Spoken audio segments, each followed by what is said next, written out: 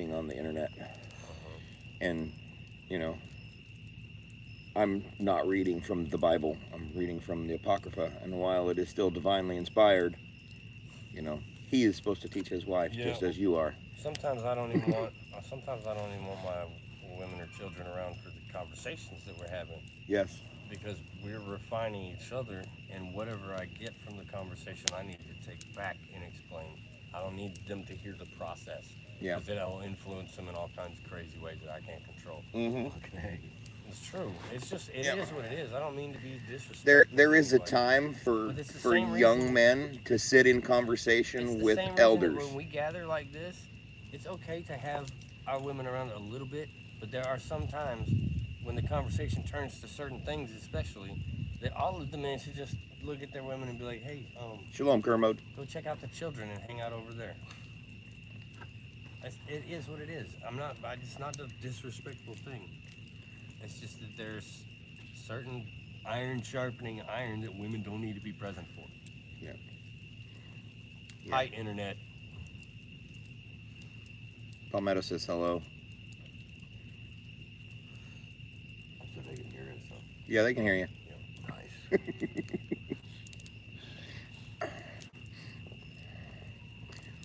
When a topic comes up that he gets passionate about, they can definitely hear him. Yeah, I love people enough to hurt their feelings. Kermode says hello. Not a lot of people like it. It takes about 20 minutes. Shalom, Coleman. Like Shalom, bro. What takes about 20 minutes? For him to start. To start getting passionate? Yep. Well, it depends on where the depends on what we're reading from. Oh, no, you can say one thing and he will give you a lecture on how passionate he feels about it. It depends on where the subject goes, though. Because if it's like... Shalom, Dano. Milk, I'll just sit here and shut up and listen or go do something. This stuff's... Sirach's a little deeper than milk. Yes, I know. That's why I'm sitting here eager to hear you read it. We got... One of the few books I haven't read over and over and over again. Really? I got it at the house. I can dig into it.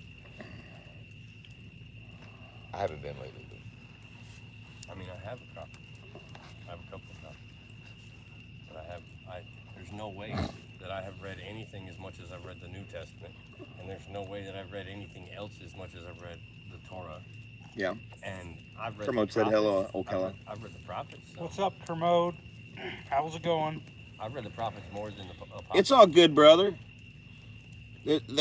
There's always time for us to sharpen and talk on the phone. So we'll get there. Love you guys.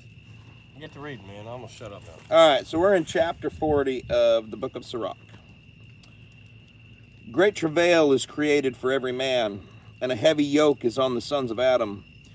From the day of their coming out from their mother's womb until the day for their burial in the mother of all things, the expectation of things to come and the day of death.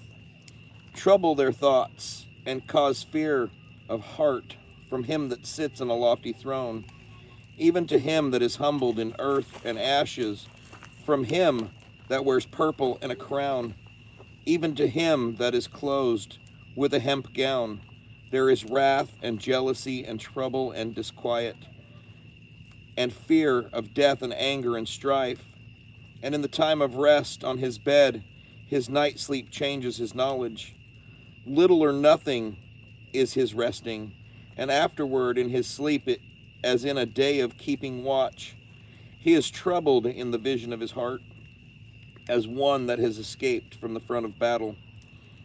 In the very time of his deliverance he awakens, and marvels that the fear of is nothing. It is so with all flesh, from man to beast, and on sinners sevenfold more. Death and bloodshed and strife and sword, calamities, famine, suffering, and the scourge. All these things were created for the wicked. And because of them the flood came. All things that are of the earth return to the earth again. And all things that are of the waters return into the sea. All bribery and injustice will be blotted out, and good faith will stand forever. The goods of the unjust will be dried up like a river, and like a great thunder in rain will go off in noise. In opening his hands, a man will be made glad. So will transgressors utterly fail.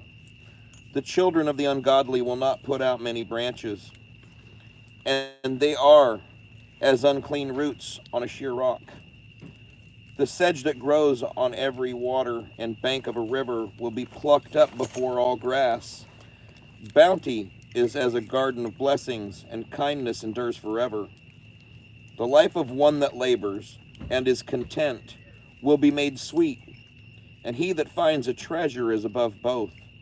Children and the building of a city establish a name, and a blameless wife is counted above both. Wine and music make the heart rejoice, and the love of wisdom is above both. The pipe and the lute make pleasant melody, and a pleasant tongue is above both. Your eye will desire grace and beauty, and above both the green blade of corn. A friend and a companion never meet wrongly, and a wife with her husband is above both. Brothers and help are for a time of affliction, and kindness is a deliverer above both. Gold and silver will make the foot stand sure, and counsel is esteemed above them both.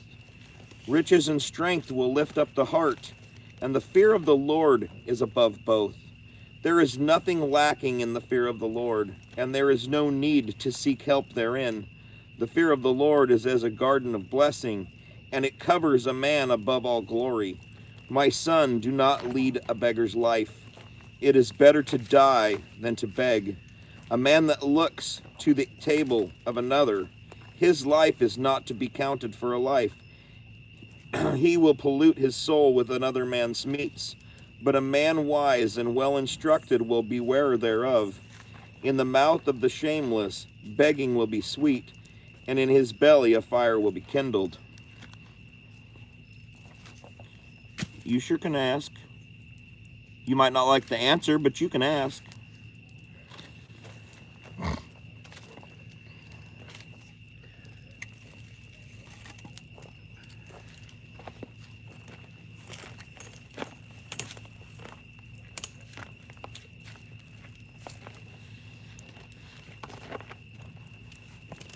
Or not. That's fine too. Moving on. I should probably pull my phone out and, Yeah. do the watch time. That's what a good brother would do, right? Yeah. One. Chapter 41.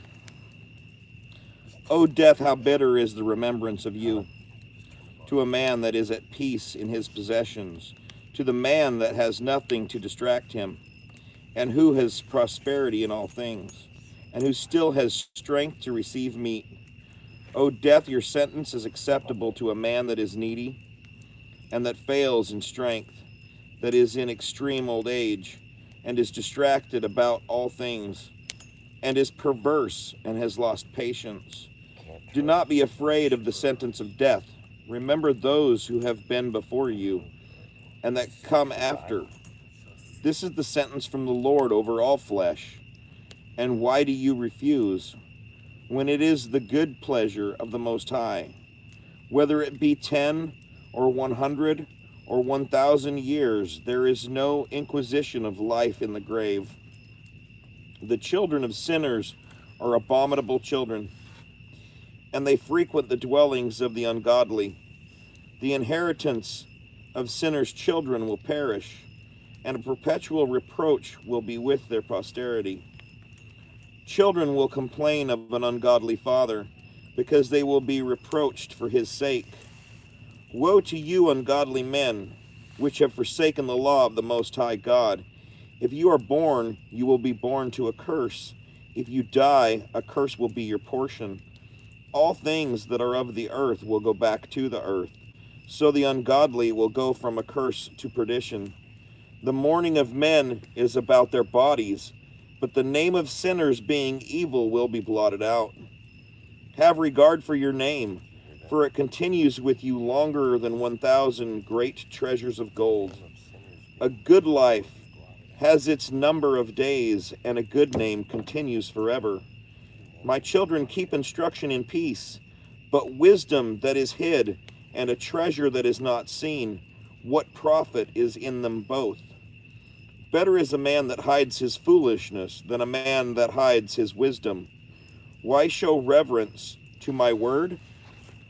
For it is not good to retain every kind of shame, and not all things are approved by all in good faith.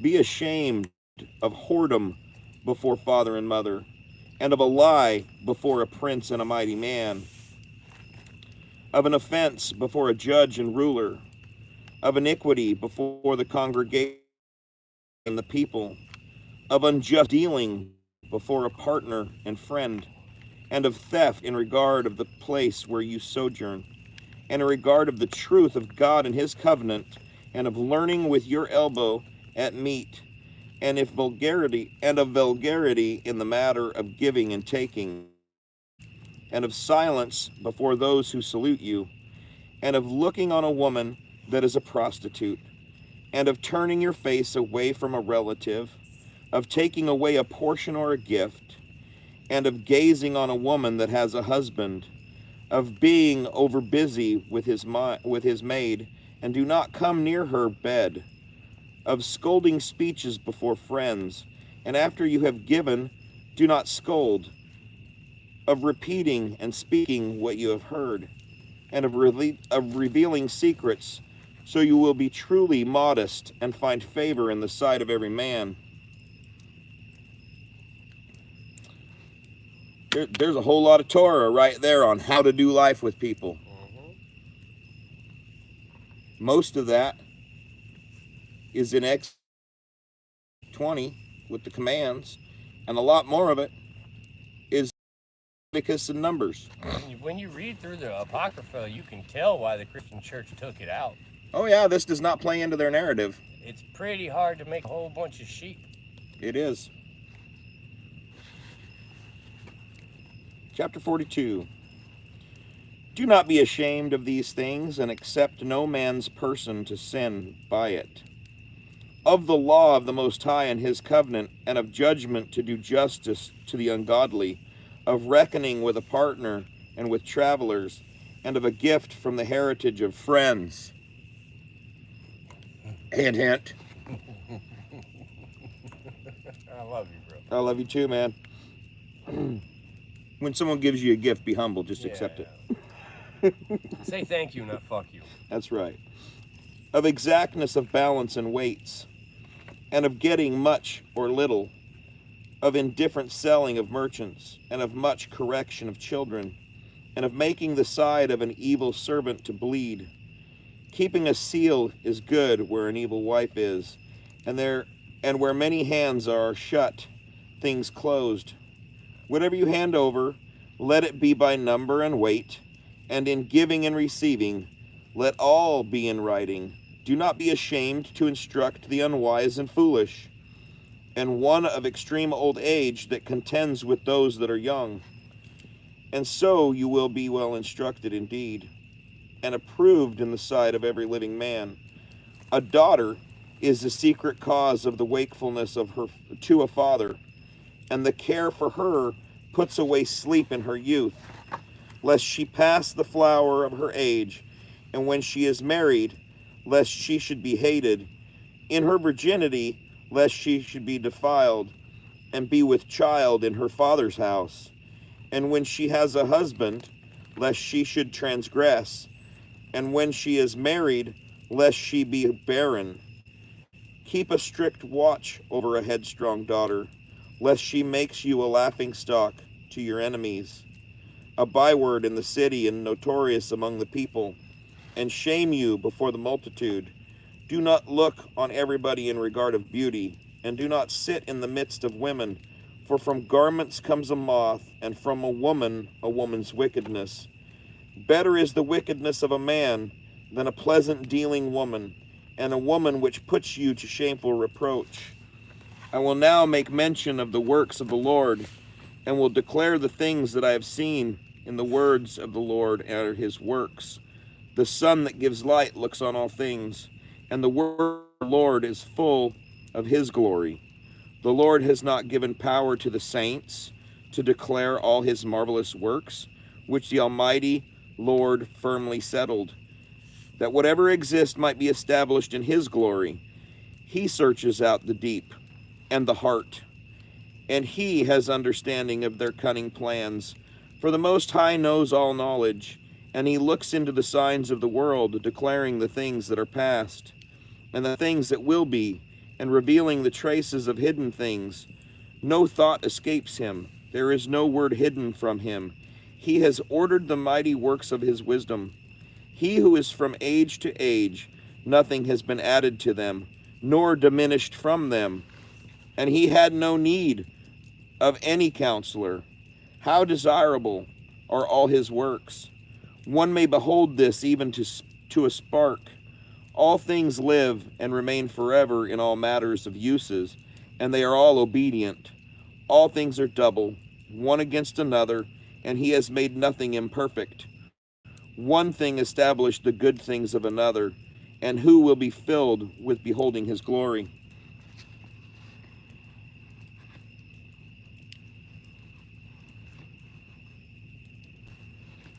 It's in the Apocrypha, Dano. In my book, it's right after the Book of Wisdom. I'm reading the complete 54-book apocryphal text, 2022 edition, literal standard version.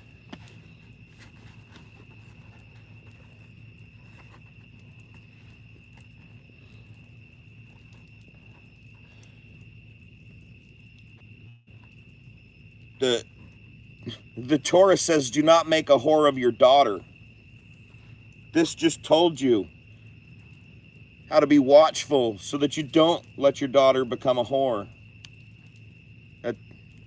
That's pretty simple.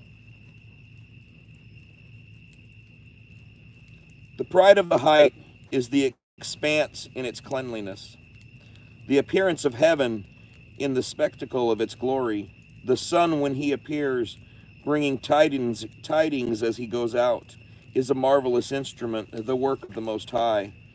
At his noon he dries up the country, and who will stand against his burning heat? A man blowing a furnace is in works of heat, but the sun is 3 times more, burning up the mountains, breathing out fiery vapors, and sending out bright beams. He dims the eyes. Great is the Lord that made him, and at his word he hastens his course. The moon is also in all things for her season, for a declaration of times and a sign of the world. From the moon is the sign of the feast day, a light that wanes when she has come to full. The month is called after her name, increasing wonderfully in her changing, an instrument of the army on high, shining out in the expanse of heaven.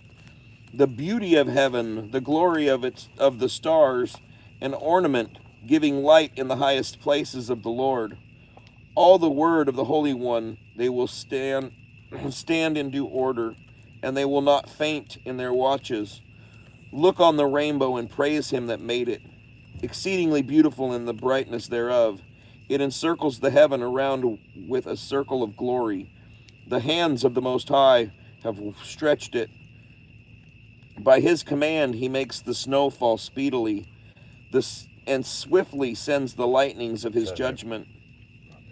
By reason thereof the treasure houses are opened. The clouds fly out as birds. By his mighty power he makes the clouds strong, and the hailstones are broken small. And at his appearing the mountains will be shaken, and at his will the south wind will blow. The voice of his thunder makes the earth to travail. So does the northern storm and the whirlwind. As birds flying down, he sprinkles the snow, and as the lightning of the locust is the falling down thereof. The eye will marvel at the beauty of its whiteness, and the heart will be astonished at the raining of it. He also pours the hoarfrost on the earth as salt, and when it is congealed, it is as points of thorns. The cold north wind will blow, and the ice will be congealed on the water. It will lodge on every gathering of water, and the water will put it on, as if it were a breastplate. It will devour the mountains and burn up the wilderness. and consume the green herb as fire. A mist coming speedily is the healing of all things. A dew coming after heat will bring cheerfulness. By his counsel he has stilled the deep, and planted islands therein. They that sail on the sea tell of the danger thereof, and when we hear it with our ears we marvel.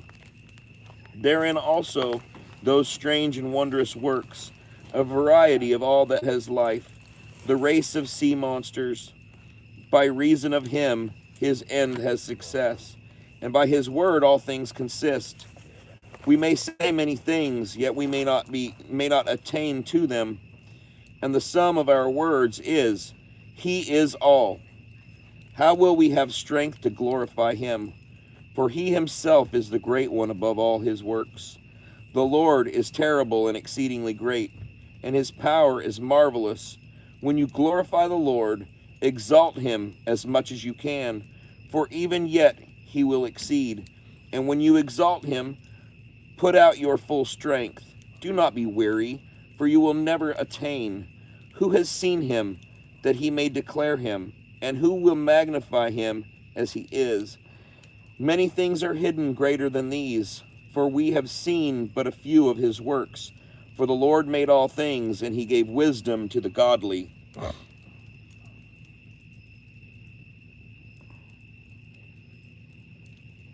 How can a church remove parts of a holy book?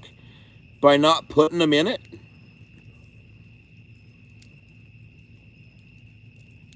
The Council of Nicaea was a gathering of men that decided what books should be included in the Bible text.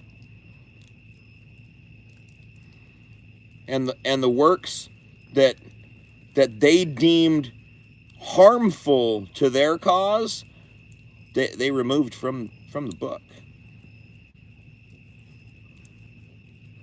I mean, it's not that hard. For the hearts of men are evil, to do wickedness. And when you have the Holy Spirit, that Spirit is what keeps you from sin.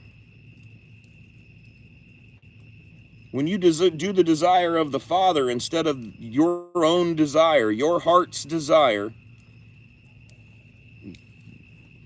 you're going to be fine. The Father will bless you. It says so even in the Torah, but you got to read the whole book, not just what your church says you should read. That's just insanity.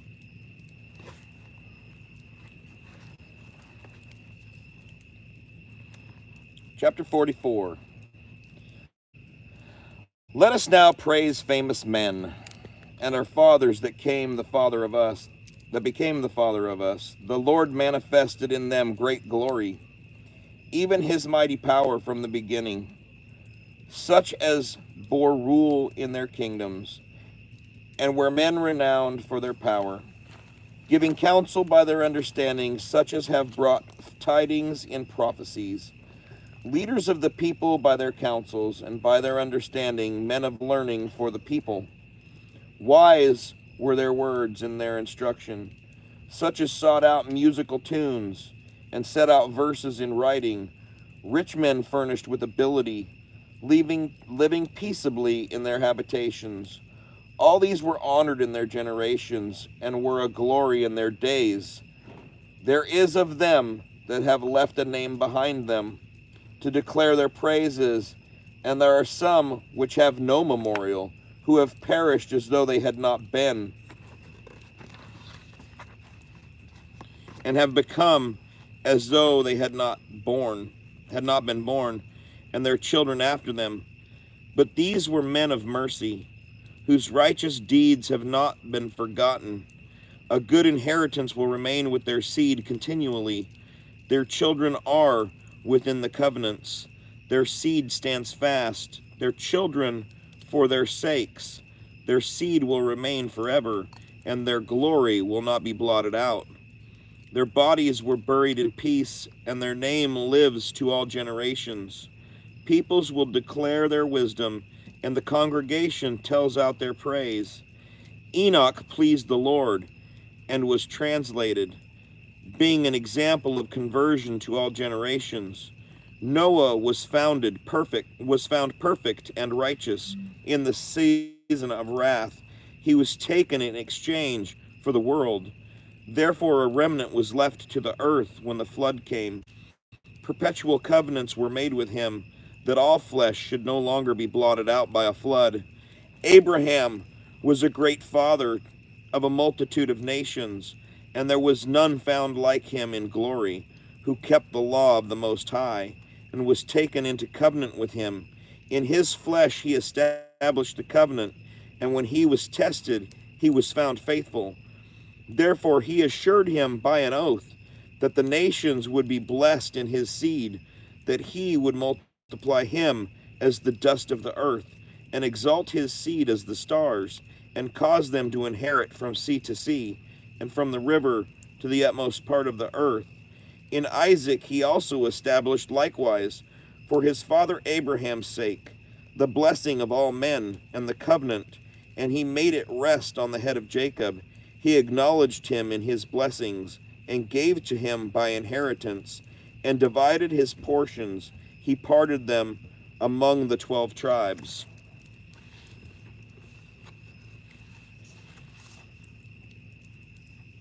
The scripture says that a wicked man, his name will be blotted out of the book of life. And when you're reading the scripture, there are many sons of kings whose names do not live on. There are many people that you see their name in the lineage, but you hear nothing of them because they were not righteous men. As a father, walking in righteousness and teaching my son in righteousness, I pass on my name to my son. And him walking in that same righteousness and teaching his sons to walk in that righteousness, they carry my name through the teachings that they received and the way they were raised. Children don't remember a wicked man for anything but his wickedness. A wicked man and his children will not make it into the future. Not without some change. The Father promised, if you turn back. Welcome back. Pretty clear to me that, like, Yah considers a father and his posterity to be the same person. Yeah? Because he made promises to a dude and then gave it to his kid. Yeah. But in Ezekiel 18, he also said that the sins of the father will not pass to the sins of the son if the son chooses righteousness. Yep. You get the personal choice, you just get the best chances if you're raised that way. That's right. 45. We are reading from the book of Sirach. Where am I located? I'm in the Midwest of the United States, out in the middle of the woods, with excellent Wi-Fi signal. That's not saucing, is it? That is not saucing. It's her old. Chapter 45. And he brought out of him a man of mercy, which found favor in the sight of all flesh, a man beloved of God and men. I timed them out. They were spamming the chat. Who was? Kitty thing. Oh. A man beloved of God and men, even Moses, whose memorial is blessed. He made him like to the glory of the saints, and magnified him in the fears of his enemies. By his words he caused the wonders to cease. He glorified him in the sight of kings. He gave him command for his people, and showed him part of his glory. He sanctified him in his faithfulness and meekness. He chose him out of all flesh. He made him to hear his voice, and led him into the thick darkness, and gave him commands face to face, even the law of life and knowledge, that he might teach Jacob the covenant, and Israel his judgments. He exalted Aaron, a holy man like to him. Even his brother, the tribe of Levi, he established a perpetual covenant for him and gave him the priesthood of the people. He beautified him with attractive ornaments and girded him around with a robe of glory. He clothed him with the perfection of exaltation and strengthened him with the apparel of honor, the linen trousers, the long robe, and the ephod. And he compassed him with pomegranates of gold, and with many bells around, to send out a sound as he went, to make a sound that might be heard in the temple, for a memorial to the children of his people, with a holy garment, with gold and blue and purple, the work of the embroiderer, with an oracle of judgment, with the lights and perfections, with twisted scarlet, the work of the craftsman, with precious stones graven like a signet, in a setting of gold, the work of the jeweler, for a memorial engraved in writing, after the number of the tribes of Israel, with a crown of gold on the mitre, having graven on it as a signet, holiness, an ornament of honor, a work of might, the desires of the eyes attractive and beautiful. There have never been any such before him. No stranger put them on, but his sons only, and his offspring perpetually. His sacrifices will be wholly consumed every day, twice continually. Moses consecrated him and anointed him with holy oil. It was to him for a perpetual covenant, and to his seed all the days of heaven, to minister to him, and also to execute the priest's office, and to bless his people in his name. He chose him out of all living to offer sacrifice to the Lord, incense and a sweet savor for a memorial, to make reconciliation for your people. He gave his commands to him, authority in the covenants of judgments, to teach Jacob the testimonies, and to enlighten Israel in his law. Strangers gathered themselves together against him and envied him in the wilderness, even Dathan and Abiram with their company, and the congregation of Korah with wrath and anger. The Lord saw it, and it displeased him, and the wrath of his anger they were destroyed. He did wonders on them to consume them with flaming fire, and he added glory to Aaron and gave him a heritage. He divided to him the first fruits of the increase, and first he prepared bread in abundance, for they will eat the sacrifice of the Lord, which he gave to him and to his seed. However, in the land of the people he will have no inheritance, and he has no portion among the people, for he himself is your portion and inheritance. And Phinehas, the son of Eleazar, is the third in glory, in that he was zealous to the fear of the Lord, and stood fast in the good forwardness of his soul when the people turned away, and he made reconciliation for Israel. Therefore there was a covenant of peace established for him, that he should be leader of the saints of his people, that he and his seed should have the dignity of the priesthood forever. Also, he made a covenant with David, the son of Jesse, of the tribe of Judah. The inheritance of the king is his alone, from son to son. So the inheritance of Aaron is also to his seed. God gave you wisdom in your heart to judge his people in righteousness, that their good things may not be abolished, and that their glory may endure for all their generations. Shabbat shalom, young man. Shabbat shalom, young man. What's up, Hooter? He is a young man too. What? He is a young man. What's it like, 22? Yeah, he's young. I don't know how old he is, and it really doesn't matter. No, I mean, I'm just trying to keep a perspective. A perspective? Young enough. Young enough to know better. Hey man, if you're young Old enough to and change. if you're young and you got tassels, you're so far ahead of the curve. Yeah. That's very talk. true. Shalom, Landon. I wasn't wearing tassels till I was 29, 28. Most people don't get it until they're 50. Yeah. 41. 45. Before you got your tassels. Yep. Even having read the word and knowing I should do it, I still didn't do it. I was an idiot right until somebody told me, bro. Yep. Somebody told me, they were like, dude, what the?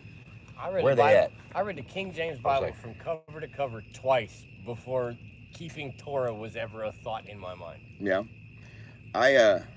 I smoked a deer at 65 on my motorcycle. That's how the Father got my attention. Yeah, that'll happen. Because of my sin. You'll get that on those big... Well, you know, when you don't listen... Big job. Yeah, when you won't listen, Dad will make you listen.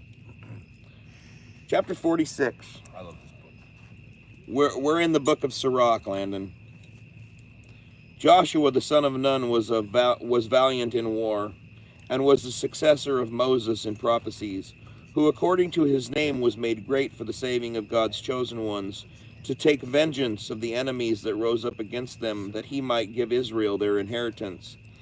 How he was glorified in lifting up his hands and in stretching out his sword against the cities, who before him so stood fast. For the Lord himself brought his enemies to him. Did the sun not go back by his hand, and did not one day become as two? He called on the Most High and Mighty One when his enemies pressed him around, and the great Lord heard him. With hailstones of mighty power caused war to break violently on the nation, and in the going down he destroyed those who resisted, that the nations might know his armor, how that he fought in the sight of the Lord, for he followed after the Mighty One. Also in the time of Moses he did a work of mercy, he and Caleb the son of Jephunneh, in that they withstood the adversary, hindered the people from sin, and stilled the murmuring of wickedness. And of 600,000 people on foot, they two alone were preserved to bring them into the heritage, even into a land flowing with milk and honey. Also the Lord gave strength to Caleb, and it remained with him to his old age, so that he entered on the height of the land, and his seed obtained it for a heritage, that all the sons of Israel might see that it is good to walk after the Lord. Also the judges everyone by his name, all whose hearts did not go whoring, and who did not turn away from the Lord. May their memorial be blessed. May their bones again flourish out of their place, and may the name of those who have been honored be renewed on their children. Samuel, the prophet of the Lord, beloved of his Lord, established a kingdom and anointed princes over his people. By the law of the Lord he judged the congregation, and the Lord visited Jacob. By his faithfulness he was proved to be a prophet, and by his words he was known to be faithful in vision. Also when the enemies pressed around him, he called on the Lord, the Mighty One, with the offering of the sucking lamb. And the Lord thundered from the heaven, and made his voice to be heard with a mighty sound, and he utterly destroyed the rulers of the Tyrians, and all the princes of the Philistines. Also before the time of his long sleep he made protestations in the sight of the Lord and his anointed. I have not taken any man's goods, so much as a sandal, and no man did accuse him. And after he fell asleep, he prophesied and showed the king his end, and lifted up his voice from the earth in prophecy to blot out the wickedness of the people. Hallelujah. Yeah. To be a prophet from your grave. That's...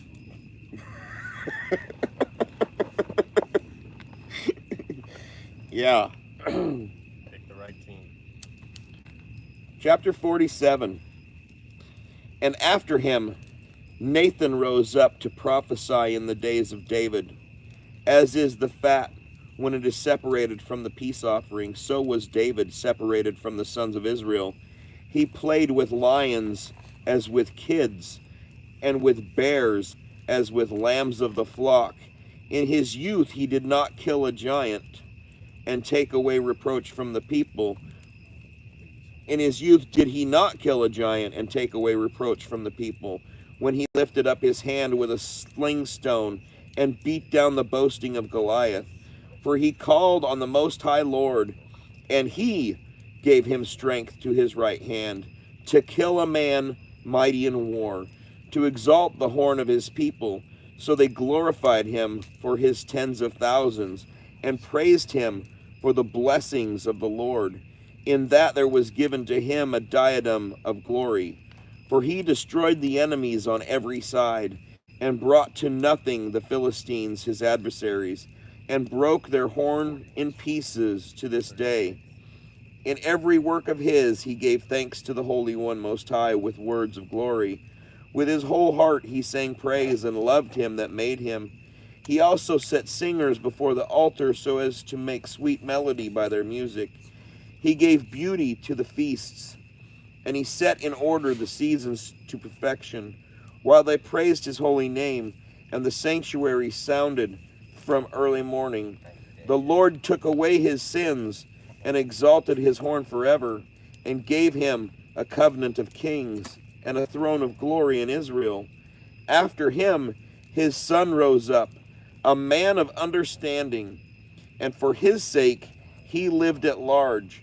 Solomon reigned in days of peace, and God gave to him rest around, that he might set up a house for his name, and prepare a sanctuary forever.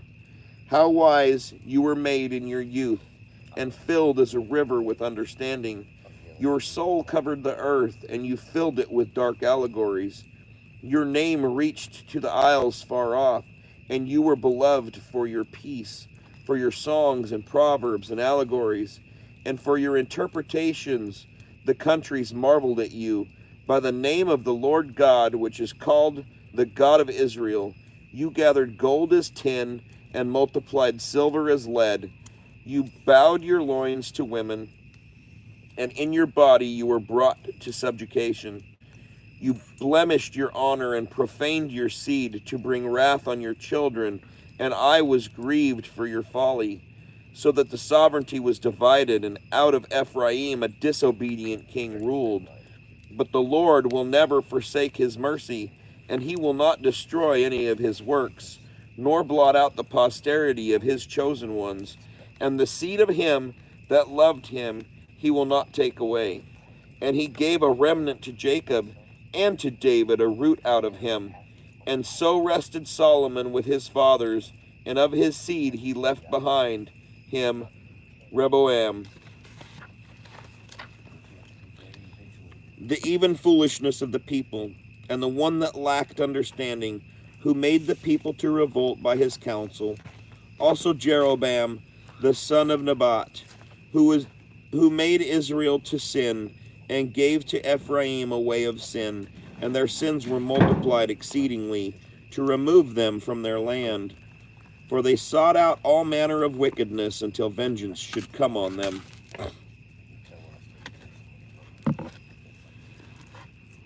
How we doing?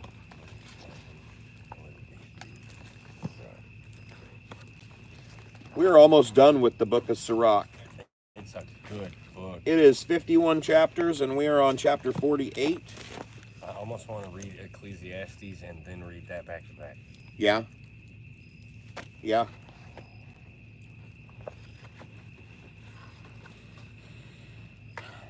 Also there rose Elijah the prophet as fire, and his word burned like a torch, who brought a famine on them, and by his zeal made them few in number. By the word of the Lord he shut up the heaven. 3 times he so brought down fire.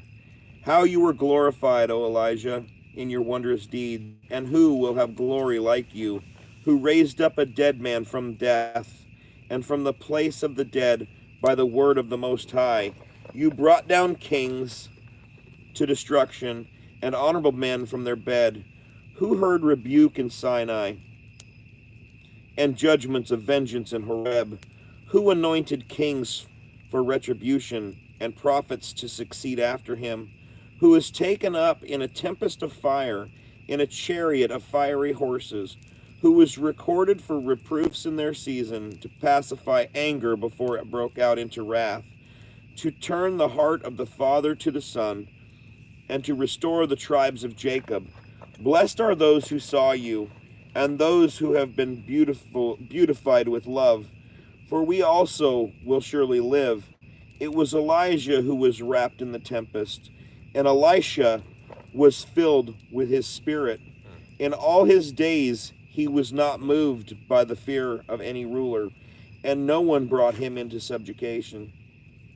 Nothing was too high for him, and he was laid on sleep. When he was laid on sleep, his body prophesied. As in his life he did wonders, so in death his works were marvelous. For all this the people did not convert, and they did not depart from their sins, until they were carried away as a plunder from their land, and were scattered through all the earth. And the people were left very few in number. A ruler was left in the house of David. Some of them did that which was pleasing to God, and some multiplied sins. Hezekiah fortified his city, and brought in water into the midst of them. He dug the sheer rock with iron, and built up wells for waters. In his days, Sennacherib came up and sent Rabshakeh and departed. And he lifted up his hand against Zion, and boasted great things in his arrogance. Then their hearts and their hands were shaken, and they were in pain as women in travail. And they called on the Lord, who is merciful, spreading out their hands to him. The Holy One heard them speedily out of heaven, and delivered them by the hand of Isaiah. He struck the camp of the Assyrians, and his messenger utterly destroyed them. For Hezekiah did that which was pleasing to the Lord, and was strong in the ways of his father David, which Elisha the prophet commanded, who was great and faithful in his vision. In his days the sun went backward, and he added life to the king. He saw by an excellent spirit what should come to pass at the end, and he comforted those who mourned in Zion. He showed the things that should be to the end of time, and the hidden things before they came.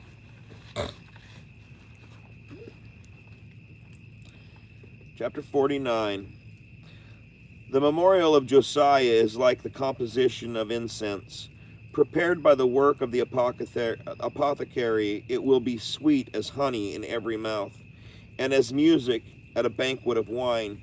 He behaved himself uprightly in the conversion of the people, and took away the abomination of iniquity. He set his heart right toward the Lord in the days of wicked men. He made godliness to prevail, except David and Hezekiah and Josiah all committed trespass, for they forsook the law of the Most High. The kings of Judah failed, for they gave their power to others, and their glory to a strange nation. They set the chosen city of the sanctuary on fire, and made her streets desolate, as it was written by the hand of Jeremiah. For they mistreated him, and yet he was sanctified in the womb to be a prophet, to root out and to afflict and to destroy, and in the manner to build and to plant. It was Ezekiel who saw the vision of glory, which God showed him on the chariot of the cherubim. For truly he remembered the enemies in storm, and to do good to those who directed their ways correctly. Also of the 12 prophets, may the bones flourish again out of their place. And he comforted Jacob and delivered them by confidence of hope. How will we magnify Zerubbabel? And he was, say what? Zerubbabel. And he was as a signet on the right hand. So was Jesus the son of Joseph, who in their days built the house and exalted a people holy to the Lord, prepared for continuous glory. Also of Nehemiah, the memorial is great, who raised up for us the walls that were fallen, and set up the gates and bars, and raised up our homes again. No man was created on the earth such as was Enoch, for he was taken up from the earth. Neither was there a man born like to Joseph, a governor of his countrymen, a support of the people. Yes, his bones were visited. Shem and Seth were glorified among men, and above every living thing in the creation is Adam.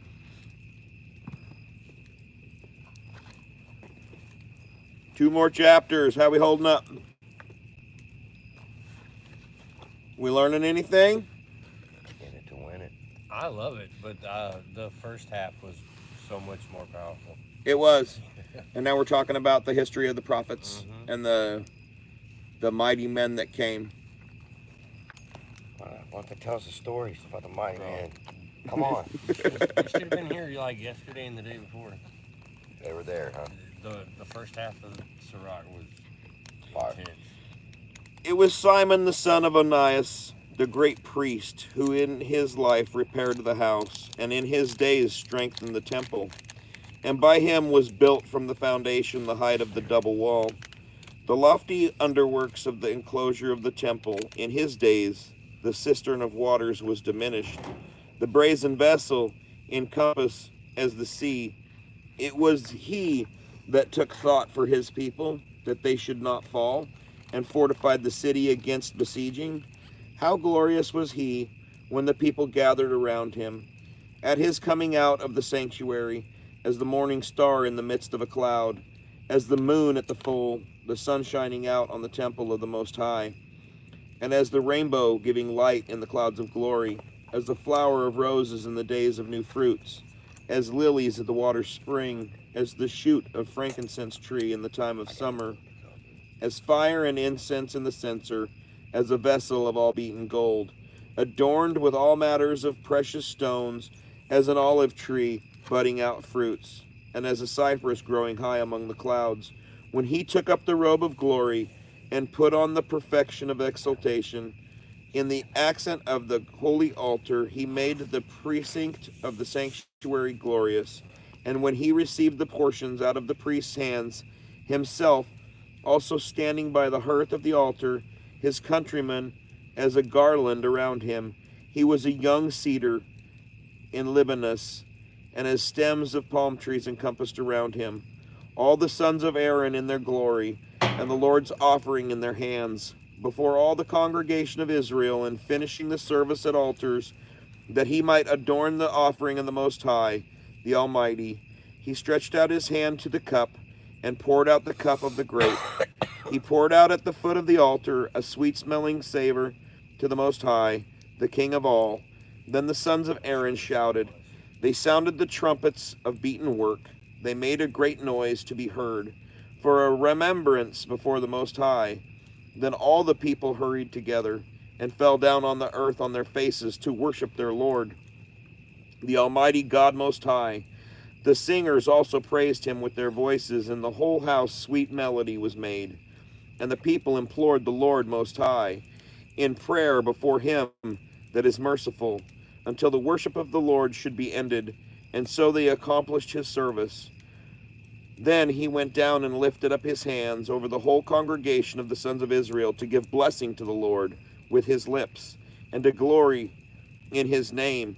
And he bowed himself down in worship the second time, to declare the blessing from the Most High. And now bless the God of all, who everywhere does great things, who exalts our days from the womb, and deals with us according to his mercy. May he grant us joyfulness of heart, and that peace may be in our days in Israel for the days of the age, to entrust his mercy with us, and let him deliver us in his time. With two nations is my soul vexed, and the third is no nation, they that sit at the mountain of Samara, and the Philistines, and that foolish people that dwells in Shechem. I have written in this scroll the instruction of understanding and knowledge. I, Jesus, the son of Sirach, Eleazar of Jerusalem, who out of his heart poured out wisdom, blessed is he that will be exercised in these things, and he that lays them up in his heart will become wise. For if he does them, he will be strong for all things. For the light of the Lord is his guide. A prayer of Jesus, the son of Sirach. I will give thanks to you, O Lord, O King, and I will praise you, O God, my Savior. I give thanks to your name, for you were my protector and helper, and you delivered my body out of destruction, and out of the snare of a slanderous tongue, from lips that forged lies, and were my helper before me, before those who stood by, and you delivered me, according to the abundance of your mercy and greatness of your name, from the gnashing of teeth, ready to devour, out of the hand of such as sought my life, out of the manifold afflictions which I had, from the choking of a fire on every side, and out of the midst of fire which I did not kindle, out of the depth of the belly of the grave, and from an unclean tongue, and from lying words, the slander of an unrighteous tongue to the king. My soul drew near, even to death, and my life was near to the grave beneath. They compassed me on every side, and there was none to help me. I was looking for the help of men, and it was not. And I remembered your mercy, O Lord, and your working which has been from perpetuity. How you delivered those who wait for you, and saved them out of the hand of the enemies. And I lifted up my supplication from the earth, and prayed for deliverance from death. I called on the Lord, the Father of my Lord, that he would not forsake me in the days of affliction, in the time when there was no help against the proud. I will praise your name continually, and I will sing praise with thanksgiving, and my supplication was heard. For you saved me from destruction, and delivered me from the evil time. Therefore I will give thanks and praise you, and bless the name of the Lord. When I was yet young, before I went abroad, I sought wisdom openly in my prayer. Before the temple I asked for her, and I will seek her out even to the end. From her flower, as from the ripening grape, my heart delighted in her. My foot trod on uprightness. From my youth I tracked her out. I bowed my ear down a little and received her, and found for myself much instruction. I profited in her. To him that gives me wisdom I will give glory, for I purposed to practice her. And I was zealous for that which is good, and I will never be put to shame. My soul was wrestled in her, and in my doing I was exact. I spread out my hands to the heaven above, and mourned my ignorance of her. I set my soul properly to her, and in pureness I found her. I got myself a heart joined with her from the beginning. Therefore I will not be forsaken. My inward part was also troubled to seek her. Therefore I have gotten a good possession. The Lord gave me a tongue for my reward, and I will praise him with that. Draw near to me, you unlearned, and lodge in the house of instruction. Say, why are you lacking in these things, and your souls are very thirsty? I opened my mouth and spoke. Get her for yourselves without money. Put your neck under the yoke, and let your soul receive instruction. She is hard at hand to find. Behold with your eyes how that I labored but a little, and found for myself much rest. Get instruction with a great sum of silver, and gain much gold by her. May your soul rejoice in his mercy, and may you not be put to shame in praising him. Work your work before the time comes, and in his time he will give you your reward. That was heavy. Don't be impatient. Don't be impatient. Don't be impatient. Just He will torturing give yourself. you your reward. You heard it here, folks. You heard it here first. You heard it here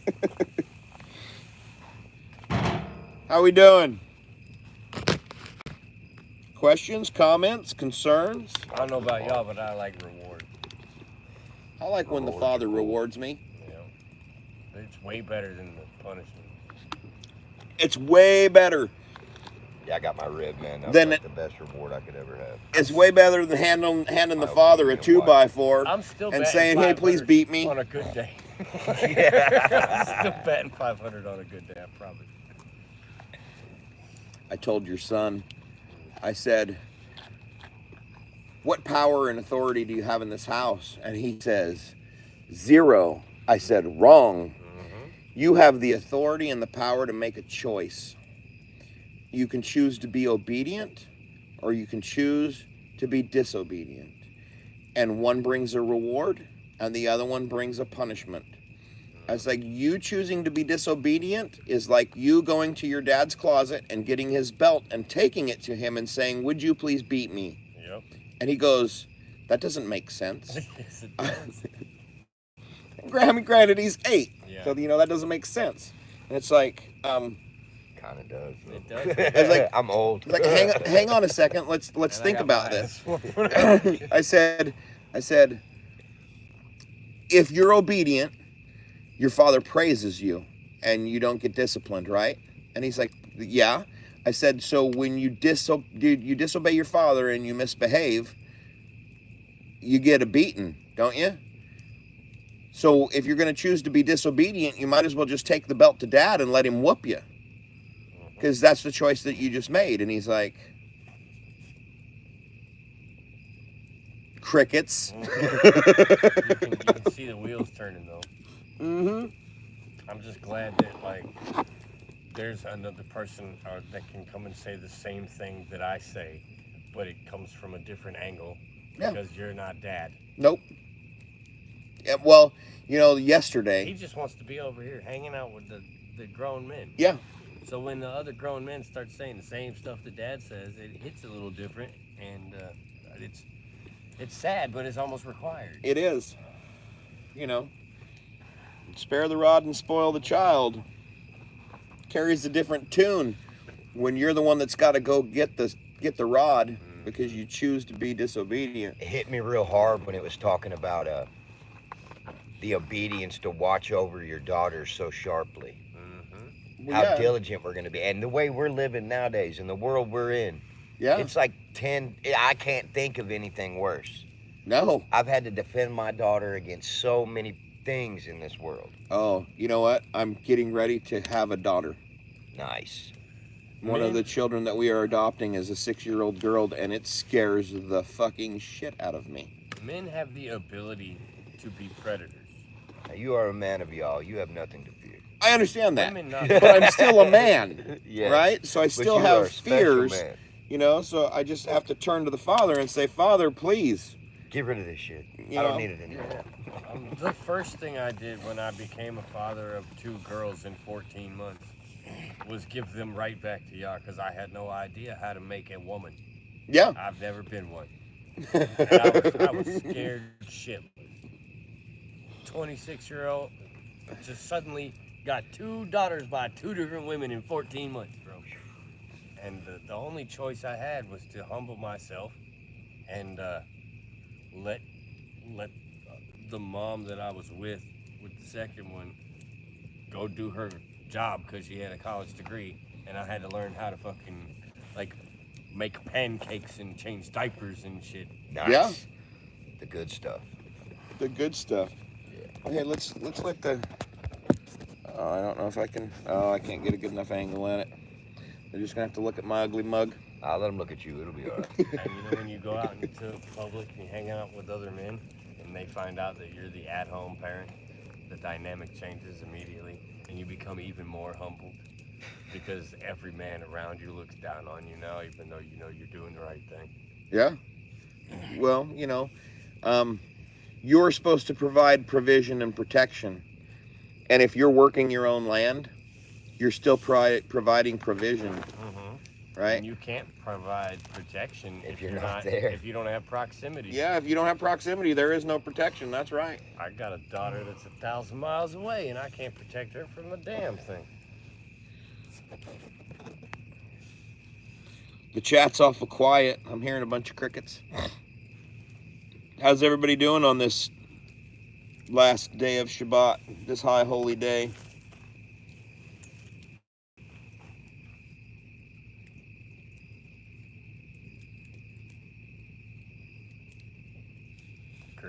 Crickets. Ribbit, ribbit. I mean, the book of Sirach is really, really deep. And you can definitely hurt some feelings. But If you have I think it's a 1610 King James, like the older version, or the Geneva Bible, you'll get some. My favorite one is the Ethiopian Bible. how's that foot doing, Dano? But it's called Ecclesiasticus. It's only called Sirach in Hebrew. Yep. So if you go looking for the book, you're gonna have an easier time finding it if you call it Ecclesiasticus. Yeah, Ecclesiasticus. In the Apocrypha, they call it Sirach. I know. So you might not find it unless you look for both. Well, it depends on if it's being written in like Greek or Hebrew or Latin. Yeah, the language makes a difference.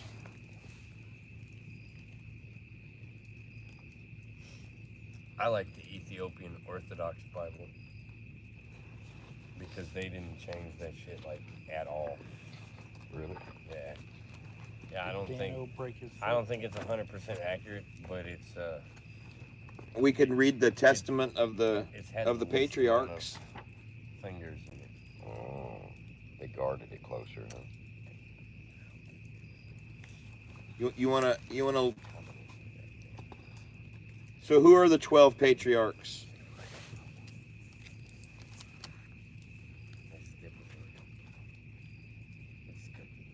Yeah, it's great.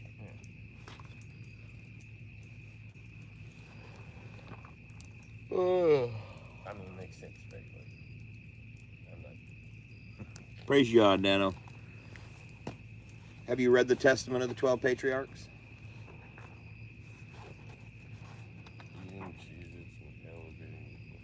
Oh, did he twist his ankle or something? I'm not sure.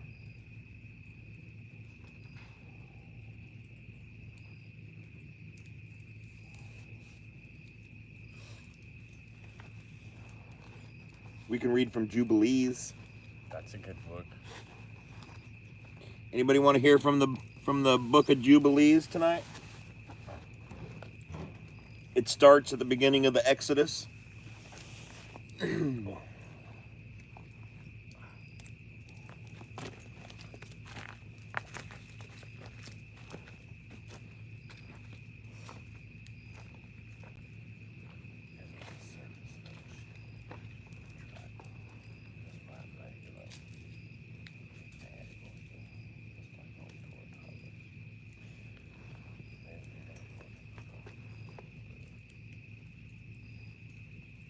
Praise Yah, Tracy.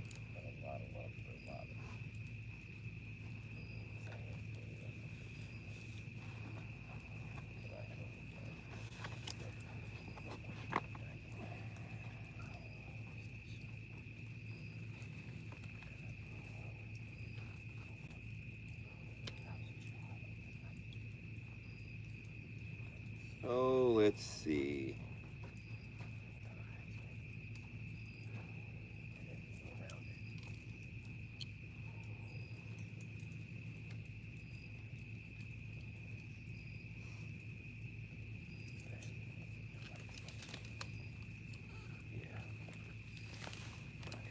Tobit. I think that's the beginning of this book. Earlier, the smell. Something like this. Picking up. But I'm picking up the memories of it. So it's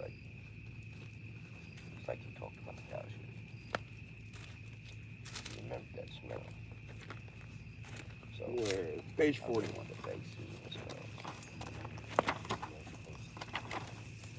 Let's read from the book of wisdom. You want to get wise? Absolutely. Always. Get wisdom. Get understanding. Discernment. That's important. Okay, so the prologue on this. This is also known as the Wisdom of Solomon. Prologue. The Book of Wisdom was written as late as 50 years before the coming of Christ. Its author, whose name is not known to us, was probably a member of the Jewish community at Alexandria in Egypt. He wrote in Greek in a style patterned on that of Hebrew verse. At times he speaks in the person of Solomon, placing his teachings on the lips of the wise king of Hebrew tradition in order to emphasize their value. Okay. Chapter 1. Love righteousness. All you who are judges of the earth, think of the Lord with a good mind. Seek him in singleness of heart, because he is found by those who do not tempt him, and is manifested to those who trust him. For crooked thoughts separate from God. His power convicts when it is tested, and exposes the foolish. Because wisdom will not enter into a soul that devises evil, nor dwell in a body that is enslaved by sin. For a holy spirit of discipline will flee deceit, and will depart from the thoughts that are without understanding, and will be ashamed when unrighteousness has come in. For wisdom is a spirit who loves man, and she will not hold a blasphemer guiltless for his lips, because God is the witness of his innermost self, and is the true overseer of his heart, and a hearer of his tongue, because the Spirit of the Lord has filled the world. And that which holds all things together knows what is said. Therefore, no one who utters unrighteous things will be unseen, neither will justice, when it convicts, pass him by. For in his counsels the ungodly will be searched out, and the sound of his words will come to the Lord to bring his lawless deeds to conviction. Because a jealous ear listens to all things, and the noise of murmurings is not hidden. Beware then of unprofitable murmuring, and keep your tongue from slander, because no secret utterance will go on its way void. And a lying mouth destroys a soul. Do not court death in the error of your life, and do not draw destruction on yourselves by the works of your hands, because God did not make death, neither does he delight when the living perish. For he created all things that they might have being. The generative powers of the world are wholesome, and there is no poison of destruction in them, nor does Hades have royal dominion on earth. For righteousness is immortal, but ungodly men, by their hands and their words, summon death. Deeming him a friend, they were themselves out for him. They made a covenant with him, because they are worthy to belong with him. For they said within themselves, with unsound reasoning, our life is short and sorrowful. There is no healing when a man comes to his end, and no one was ever known who was released from Hades, because we were born by mere chance, and hereafter we will be as though we had never been, because the breath in our nostrils is smoke, and reason is a spark kindled by the beating of our heart, which being extinguished, the body will be turned into ashes, and the spirit will be dispersed as thin air. Our name will be forgotten in time. No one will remember our works. Our life will pass away as the traces of a cloud, and will be scattered as is a mist when it is chased by the rays of the sun and overcome by its heat. For our allotted time is passing of a shadow, and our end does not retreat, because it is securely sealed, and no one turns it back. Come, therefore, and let us enjoy the good things that exist. Let us use the creation earnestly, as in our youth. Let us fill ourselves with costly wine and perfumes, and let no spring flower pass us by. Let us crown ourselves with rosebuds before they wither. Let none of us go without his share in our proud revelry. Let us leave signs of mirth everywhere, because this is our portion and this is our lot. Let us oppress the righteous poor. Let us not spare the widow, nor give reverence to the gray hair of the old man.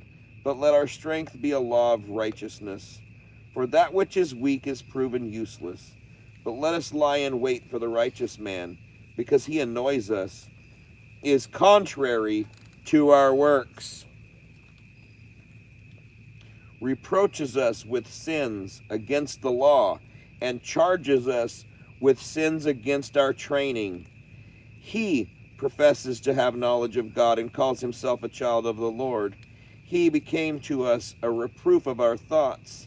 He is grievous to us, even to look at. Because his life is unlike other men's, and his paths are strange, we were regarded by him as worthless metal, and he abstains from our ways as from uncleanness. He calls the latter end of the righteous happy. He boasts that God is his Father. Let us see if his words are true. Let us test what will happen at the end of his life. For if the righteous man is God's son, he will uphold him, and he will deliver him out of the hand of his adversaries. Let us test him with outrage and torture, that we may find out how gentle he is, and test his patience. Let us condemn him to a shameful death, for he will be overseen according to his words. So they reasoned, and they were led astray, for their wickedness blinded them, and they did not know the mysteries of God. Neither did they hope for wages of holiness, nor did they discern that there is a prize for blameless souls.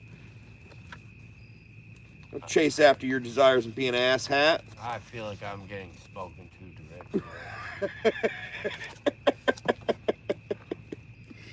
Because God created man for incorruption and made him as an image of his own perpetuity. But death entered into the world by the envy of the devil, and those who belong to him experience it. Oh, hey, he's back. Oh. Hey, Divineful, did you know Messiah is probably black? Because, white men don't live in the Middle East unless they moved there from the Americas. Real talk. Did you know? Middle Eastern Jewish dude. He's a Jew.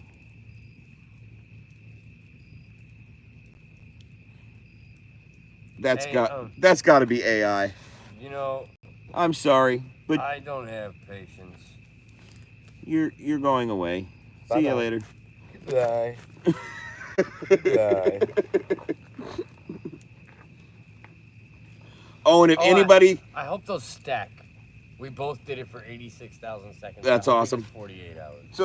So anybody that doesn't understand that people in the Middle East are people of color and Messiah's not a white man, you might want to do some history research. You might want to do some introspection and figure out why the hell that bothers you in the first fucking place. Yeah. Messiah's not a white man. I'm from Ireland. Yeah. Like, my heritage is from Ireland. It's not from, I'm not a brown person. But do I give a shit that Yeshua was a brown person? No. He might have been black. He's still but my he was Messiah. Definitely not white. Yes. I don't care what color he is. He is the best color of wheat. Now, if somebody shows up pale as me and calls themselves Yeshua and a whole bunch of people start following him, you might want to raise some eyebrows. Just a little bit. Chapter 3. But the souls of the righteous are in the hand of God, and no torment will touch them. In the eyes of the foolish, they seemed to have died. Their departure was considered affliction, and their travel away from us ruin. But they are in peace, for even if they are punished in the sight of men, their hope is full of immortality. Having borne a little disciplining, they will receive great good, because God tested them and found them worthy of himself. He tested them like gold in a furnace, and he accepted them as a whole burnt offering. In the time of their visitation they will shine. They will run back and out like sparks among stubble. They will judge nations and have dominion over peoples. The Lord will reign over them forever. Those who trust him will understand truth, and faithful will live with him in love, because grace and mercy are with his chosen ones. But the ungodly will be punished even as they reasoned. Those who neglected righteousness and revolted from the Lord, for he who despised wisdom and discipline is miserable. Their hope is void, and their toils unprofitable. Their works are useless. Their wives are foolish, and their children are wicked. Their descendants are cursed, because the barren woman who is undefiled is happy. She who has not conceived in transgression, she will have fruit in the visitation of souls. So is the eunuch which has done no lawless deed with his hands. nor imagined wicked things against the Lord. For a precious gift will be given to him for his faithfulness, a special favor and a delightful inheritance in the Lord's sanctuary. For good labors have fruit of great renown. The root of understanding cannot fail, but children of adulterers will not come to maturity. The seed of an unlawful bed will vanish away. For if they live long, they will not be esteemed, and in the end their old age will be without honor.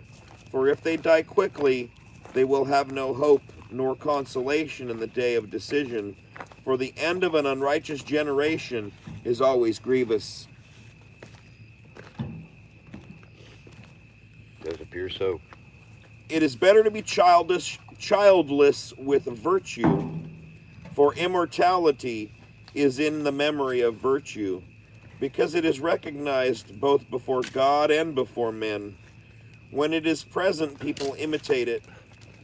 They long after it when it has departed. Throughout all time it marches crowned in triumph, victorious in the competition for the prizes that are undefiled. But the multiplying brood of the ungodly will be of no profit, and their illegitimate offshoots will not take deep root, nor will they establish a sure hold. For even if they grow branches and flourish for a season, standing unsure, they will be shaken by the wind. They will be uprooted by the violence of winds. Their branches will be broken off before they come to maturity.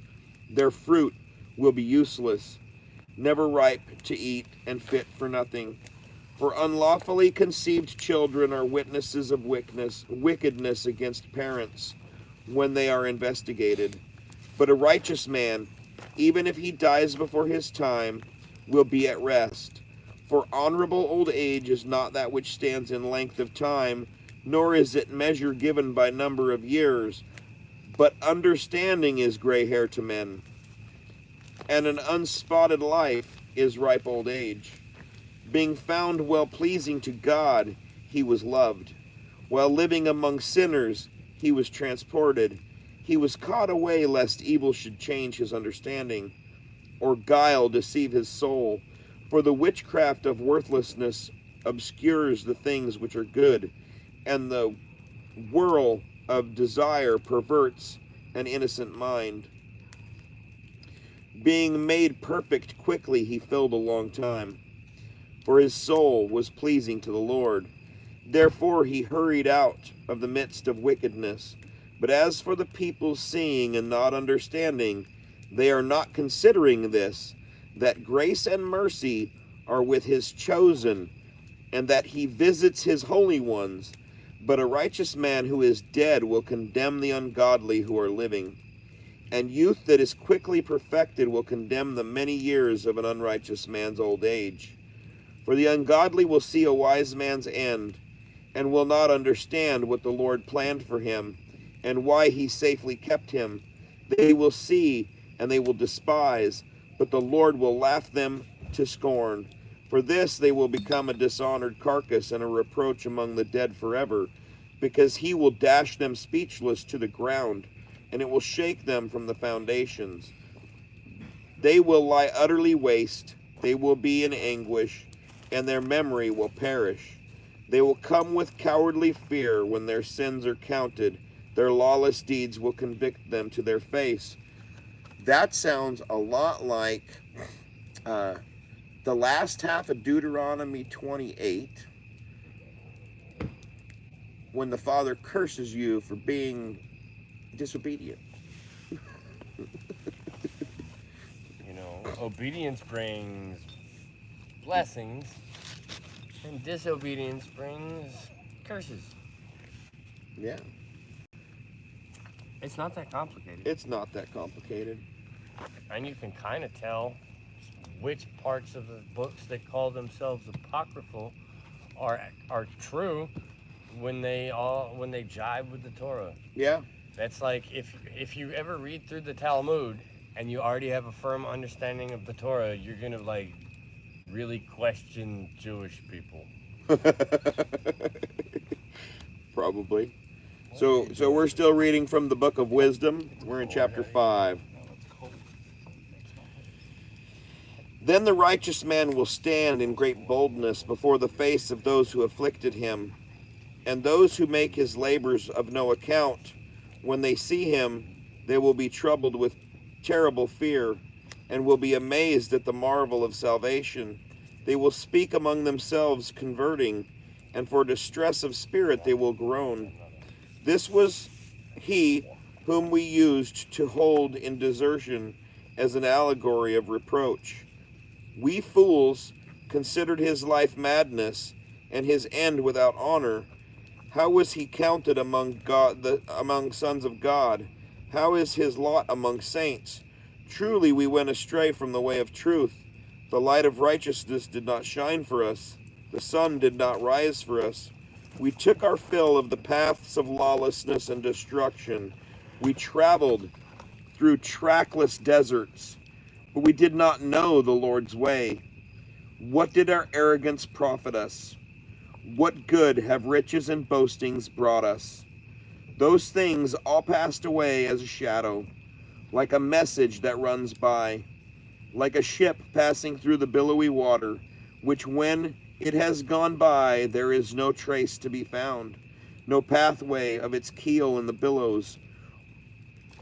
Or it is like when a bird flies through the air, and no evidence of its passage is found, but the light wind lashed with the stroke of its pinions, and torn apart with the violent rush of the moving wings it passed through. Afterward, no sign of its coming remains.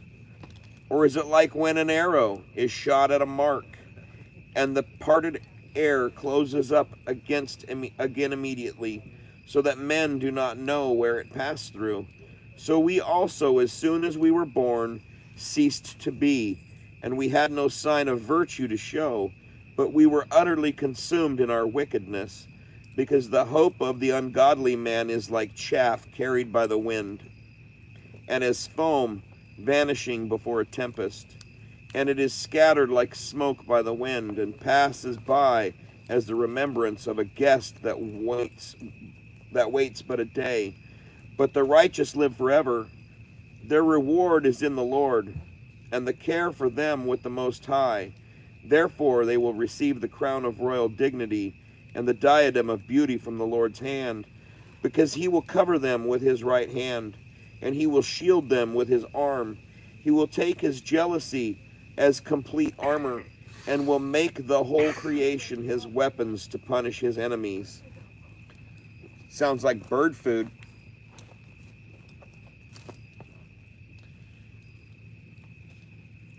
He will put on a righteousness as a breastplate, and will wear impartial judgment as a helmet.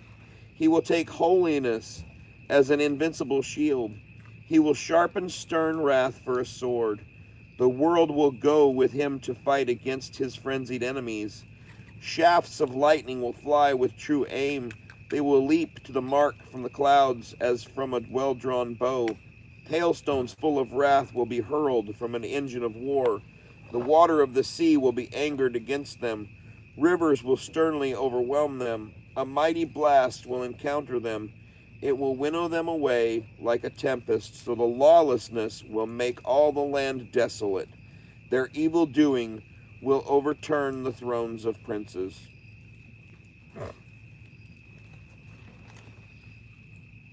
No, it's not the Quran. It's called the Apocrypha, and the book is Wisdom.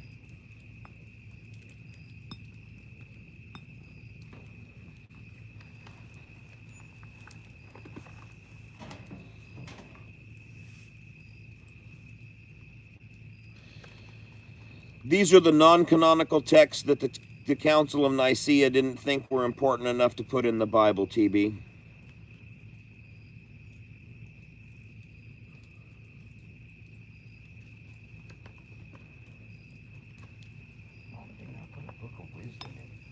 I don't know.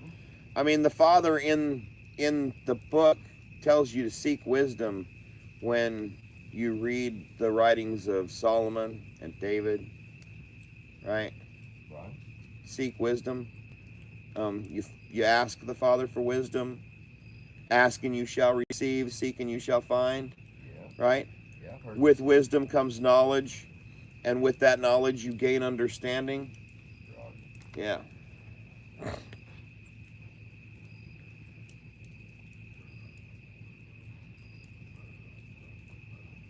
Should I read on?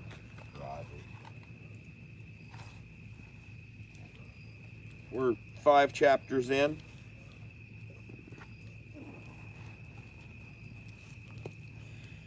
Read on. Chapter 6. Hear therefore, you kings, and understand. Learn, you judges of the ends of the earth. Give ear, you rulers who have dominion over many people, and who make your boast in multitudes of nations. Because your dominion was given to you from the Lord, and your sovereignty from the Most High. He will search out your works, and will inquire about your plans. Because being officers of his kingdom, you did not judge rightly, nor did you keep law, nor did you walk according to God's counsel. He will come on you awfully and swiftly, because a stern judgment comes on those who are in high places. Keep law. What? Whoa, You hang mean we're supposed on. to keep the law Keep the law. Yes. and guard it? Oh, hang on. What's that say? You don't just In keep the it, Proverbs it you says, guard it. a man of high esteem must humble himself even more. That's why if you try to esteem me, I'm gonna cuss at you and try to fight you. For That the sounds man right. of low the man of low estate may be pardoned in mercy, but mighty men will be mightily tested. For the sovereign Lord of all will not be impressed with anyone, neither will he show difference to greatness, because it is he who makes both small and great, and cares about them all. But the scrutiny that comes on the powerful is strict. Therefore my words are to you, O princes, that you may learn wisdom and not fall away. For those who have kept the things that are holy in holiness will be made holy. Those who have been taught them will find what to say in defense. Therefore set your desire on my words. Long for them, and you princes will be instructed. Wisdom is radiant and does not fade away, and is easily seen by those who love her, and found by those who seek her. She anticipates those who desire her, making herself known. He who rises up early to seek her will not have difficulty, for he will find her sitting at his gates. For to think on her is perfection of understanding, and he who watches for her will quickly be free from care, because she herself goes around seeking those who are worthy of her, and in their paths she appears to them graciously, and in every purpose she meets them, for her true beginning is desire for instruction, and desire for instruction is love, and love is observance of her laws. Oof. Oh wait, sounds like wisdom is the Torah. It is. Yo, it does, Beginning doesn't of- it? The beginning of wisdom The beginning of wisdom. is the fear. The fear Yahweh. of Yah. The beginning of wisdom is the fear of the Lord That's your just the God. beginning, dude. That's the beginning. Yep. To give heed to her laws confirms immortality. Immortality brings closeness to God. So then, desire for wisdom promotes to a kingdom. If therefore you delight in thrones and scepters, you princes of people, honor wisdom, that you may reign forever. Oh, hey, how many kings fucking ruled for a couple of years, and because they were wicked, they were smoked? And the righteous ones ruled for a longer period of time, and You don't then when even they have to look at the stumbled, Bible they to got see that. smoked. Just look at world history. I know, right? If therefore you delight in thrones and scepters, you princes of people, honor wisdom, that you may reign forever. But that wisdom is, and how she came into being, I will declare. I will not hide mysteries from you, but I will explore from her first beginning. I will bring the knowledge of her into clear light, and I will not pass by the truth. Indeed, I will not go with consuming envy, because envy will have no fellowship with wisdom. But a multitude of wise men is salvation to the world, and an understanding king is stability for his people. Therefore, be instructed by my words, and you will profit. I like profit. Profit is good. Everybody likes profit, Yeah. but most people want to do business in wickedness. So, that's a thing. Chapter 7. I myself am also mortal, like everyone else, and am a descendant of one formed first and born of the earth. I was molded into flesh in the time of 10 months in my mother's womb, being compacted in blood from the seed of man and pleasure that came with sleep. I also, when I was born, drew into the common air and fell on the related earth, uttering like all for my first voice the same cry. I was nursed with care in swaddling clothes, for no king had any other first beginning. But all men have one entrance into life, and a common departure. For this reason I prayed, and understanding was given to me. I asked, and a spirit of wisdom came to me. I preferred her before scepters and thrones. I considered riches nothing in comparison to her. Ooh, nothing compares to wisdom. Not even all the money of Donald Trump, or Elon Musk, or Mark Zuckerberg. Wisdom, not money.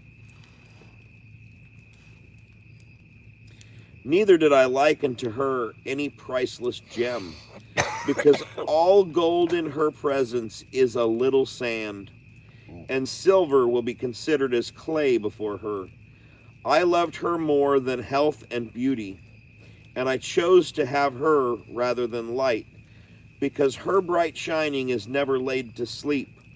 All good things came to me with her, and innumerable riches are in her hands, and I rejoiced over them all, because wisdom leads them.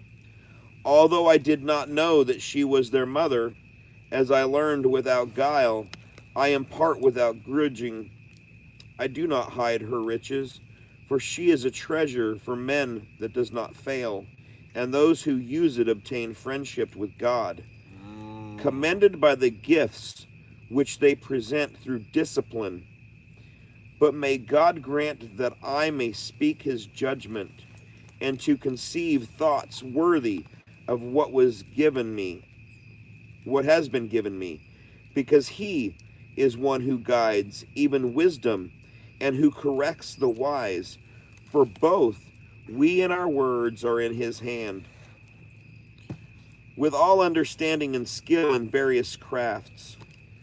For he himself gave me an unerring knowledge of the things that are,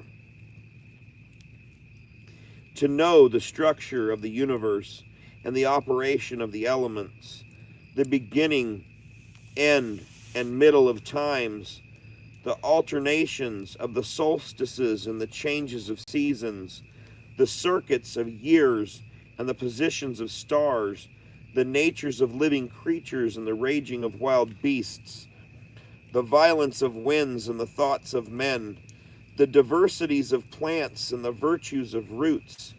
All things that are either secret or manifested I learned. For wisdom, that is the architect of all things, taught me. For there is a spirit in her that is quick to understand, holy, unique, manifold, subtle, freely moving, clear in utterance, unpolluted, distinct, unharmed, loving what is good, keen, unhindered, beneficent, loving towards men, steadfast, sure, free from care, all powerful, all surveying, and penetrating through all spirits that are quick to understand, pure, most subtle. For wisdom is more mobile than any motion. Yes, she pervades and penetrates all things by reason of her purity, for she is a breath of the power of God, and a clear effluence of the glory of the Almighty. Therefore nothing defiled can find entrance into her, for she is a reflection of continuous light, an unspotted mirror of the working of God, and an image of his goodness. She, being one, has power to do all things. Remaining in herself, she renews all things. From generation to generation, passing into holy souls, she makes friends of God and prophets. For God loves nothing as much as one who dwells with wisdom. For she is fairer than the sun, and above all the constellations of the stars. She is better than light, for daylight yields to night, but evil does not prevail against wisdom. Oofda. Damn. Evil does not prevail against It wisdom. said that Yah loves nothing more than one who dwells with wisdom. It did say that. Nothing more. Well, I mean, if the first step to wisdom is fear of Yah, Yep. Kinda that owns makes sense. Sounds Kind of like- owns it, doesn't it? Sounds like wisdom is the path to the Father. Yeah. But she reaches from one end to the other with full strength and orders all things well. I loved her and sought her from my youth. I sought to take her for my bride. I became enamored by her beauty. She glorifies her noble birth by living with God. The sovereign Lord of all loves her, for she is initiated into the knowledge of God, and she chooses his works. But if riches are a desired possession in life, what is richer than wisdom, which makes all things? And if understanding works, who more than wisdom is an architect of the things that exist? If a man loves righteousness, the fruits of wisdom's labor are virtues. For she teaches soberness, understanding, righteousness, and courage. There is nothing in life more profitable for people than these. And if anyone longs for wide experience, she knows the things of old and infers the things to come. She understands subtleties of speeches and interpretations of dark sayings. She foresees signs and wonders and the issues of seasons and times. Therefore, I determined to take her to live with me, knowing that she is one who would give me good counsel and encourage me in cares and grief. Because of her I will have glory among multitudes and honor in the sight of elders. Though I am young, I will be found keen when I give judgment. I will be admired in the presence of rulers. When I am silent, they will wait for me. When I open my lips, they will heed what I say. If I continue speaking, they will put their hands on their mouths. Because of her, I will have immortality and leave behind a continuous memory to those who come after me. I will govern peoples. Nations will be subjected to me. Dreaded monarchs will fear me when they hear of me.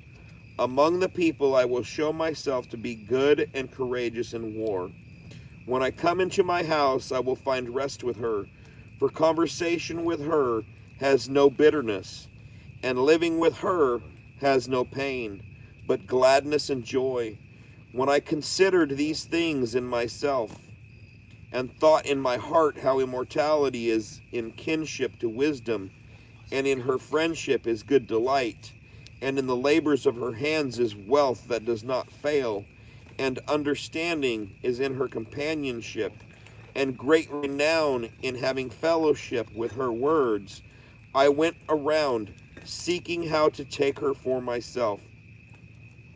Now I was a clever child and received a good soul, or rather being good, I came into an undefiled body, but perceiving that I could not otherwise possess wisdom unless God gave her to me, yes, and to know and understand by whom the grace is given. I pleaded with the Lord and implored him, and with my whole heart I said, O God of the fathers and Lord of mercy, who made all things by your word, and by your wisdom you formed man, that he should have dominion over creatures that were made by you, and rule the world in holiness and righteousness, and execute judgment in uprightness of soul. Give me wisdom, her whom sits by you on your thrones. Do not reject me from among your servants, because I am your servant and the son of your your handmaid, a weak and short-lived man with little power to understand judgment and laws. For even if a man is perfect among the sons of men, if the wisdom that comes from you is not with him, he will not count for nothing. Sorry, I dropped a light. You chose me to be king of your people and a judge of your sons and daughters. You gave a command to build a sanctuary on your holy mountain and an altar in the city where you pitch your tent, a copy of the holy tent which you prepared from the beginning. Wisdom is with you and knows your works, and was present when you were making the world, and understands what is pleasing in your eyes and what is right according to your commands. Send her from the holy heavens and ask her to come from the throne of your glory, that being present with me she may work, and I may learn what pleases you well. For she knows all things and understands, and she will guide me soberly in my actions. She will guard me in her glory, so my works will be acceptable. I will judge your people righteously, and I will be worthy of my Father's throne. For what man will know the counsel of God, or who will conceive what the Lord wills? You just scared the shit out of me. Sorry, bro. It's like, what the fuck is that? My bad, my bad. Or who will conceive what the Lord wills? For the thoughts of mortals are unstable, and our plans are prone to fail. For a corruptible body weighs down the soul. The earthly frame lies heavy on a mind that is full of cares. We can hardly guess the things that are on earth, and we find the things that are close at hand with labor. But who has traced out the things that are in the heavens? Who gained knowledge of your counsel, unless you gave wisdom and sent your Holy Spirit from the highest? It was so that the ways of those who are on the earth were corrected, and men were taught the things that are pleasing to you. They were saved through wisdom.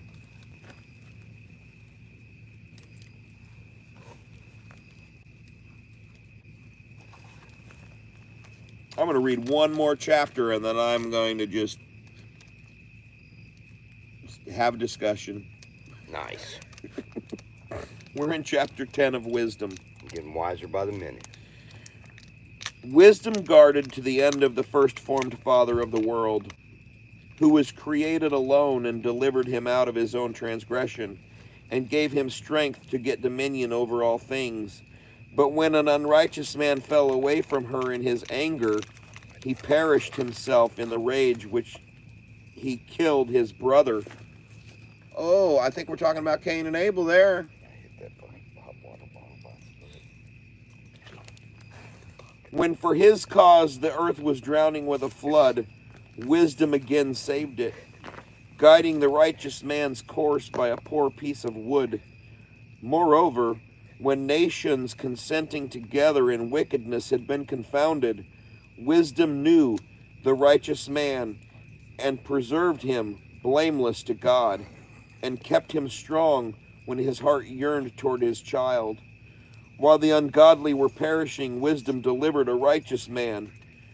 When he fled from the fire that descended out of heaven on the 5 cities, to whose wickedness a smoking waste still witnesses, and plants bearing fair fruit that does not ripen.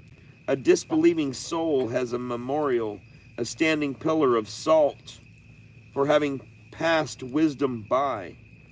That was Lot's wife. You know, turn not back. No, and don't look it's back, not, bro. It's not just that she looked back. She looked back with longing. Yeah. If you read it in the original text, that's what the connotation of the word means. It's Yeah. like you look back with desire. She Don't do that. she Don't do desired that, to go bro. back to her old ways. Not only were they disabled from recognizing the things which are good, but they also left behind them for their life a monument of their folly, to the end that where they stumbled they might fail, even to be unseen. But wisdom delivered those who waited on her out of troubles. When a righteous man was a fugitive from a brother's wrath, wisdom guided him in straight paths.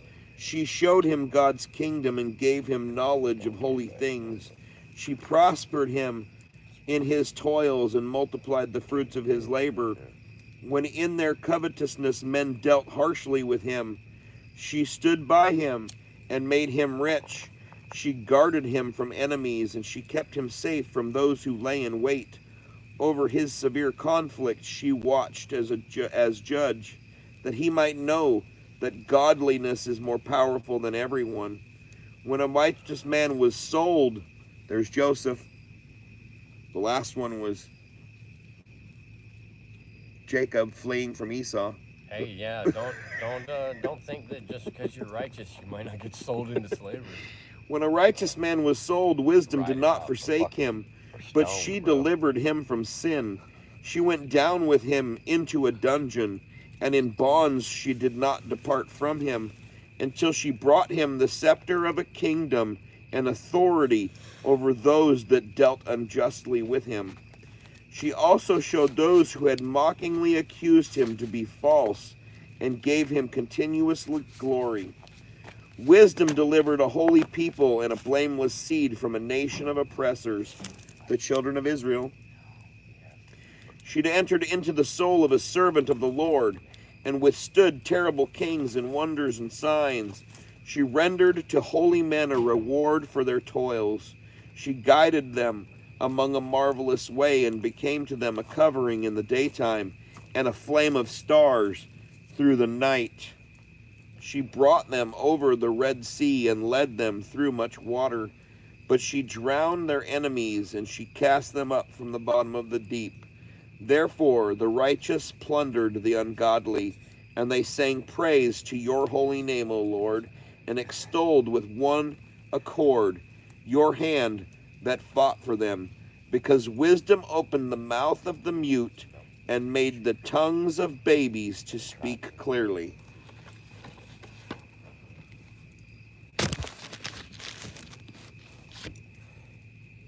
Deep, deep. And nothing that I just read contradicted anything in the Bible. Nope. So why it was removed, I do not know. I was trying to. You could guess. Well, I can guess. I can guess because the Why would you wickedness of remove a men. book of Well, wisdom? everything in the Apocrypha will teach a man how to not be, like how to be sovereign. It will teach you how to chase. How to maintain your sovereignty from a church. Yourself, how to stand on your own 2 feet with Yah, and how to the whole book of wisdom is telling you how to maintain yourself. Yeah.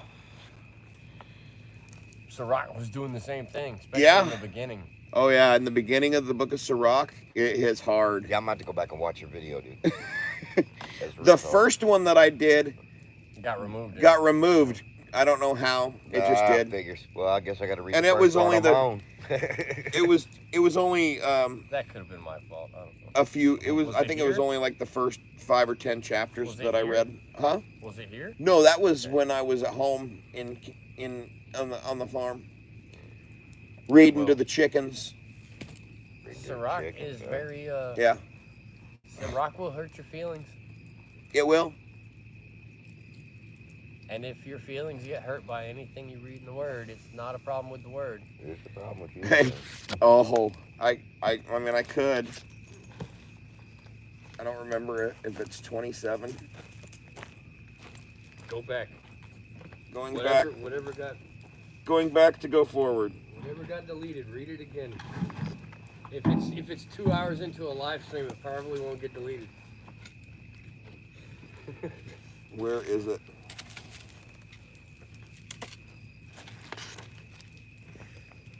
Mostly the stuff How long about can live streams go? mostly the stuff about keeping your Oh, here you go. preeminence. And This one's talking about wisdom. It's nice. I Sirach like wisdom, bro. 24. Do an 8-hour live stream if you want. Wisdom will praise her own soul and will proclaim her glory in the midst of her people. She will open her mouth in the congregation of the Most High and proclaim her glory in the presence of his power. Wait, what? Yeah. Oh, that sounds like arrogance to most people, doesn't it? I came out of the mouth of the Most High, is what she says, Woof. and covered the earth as a mist. I lived in high places, and my throne is in the pillar of the cloud. Alone I surrounded the circuit of heaven, and walked in the depth of the abyss. In the waves of the sea and in the earth, and in every people and nation I got possession. With all these I sought rest. In whose inheritance will I judge? Then the Creator of all things gave me a command.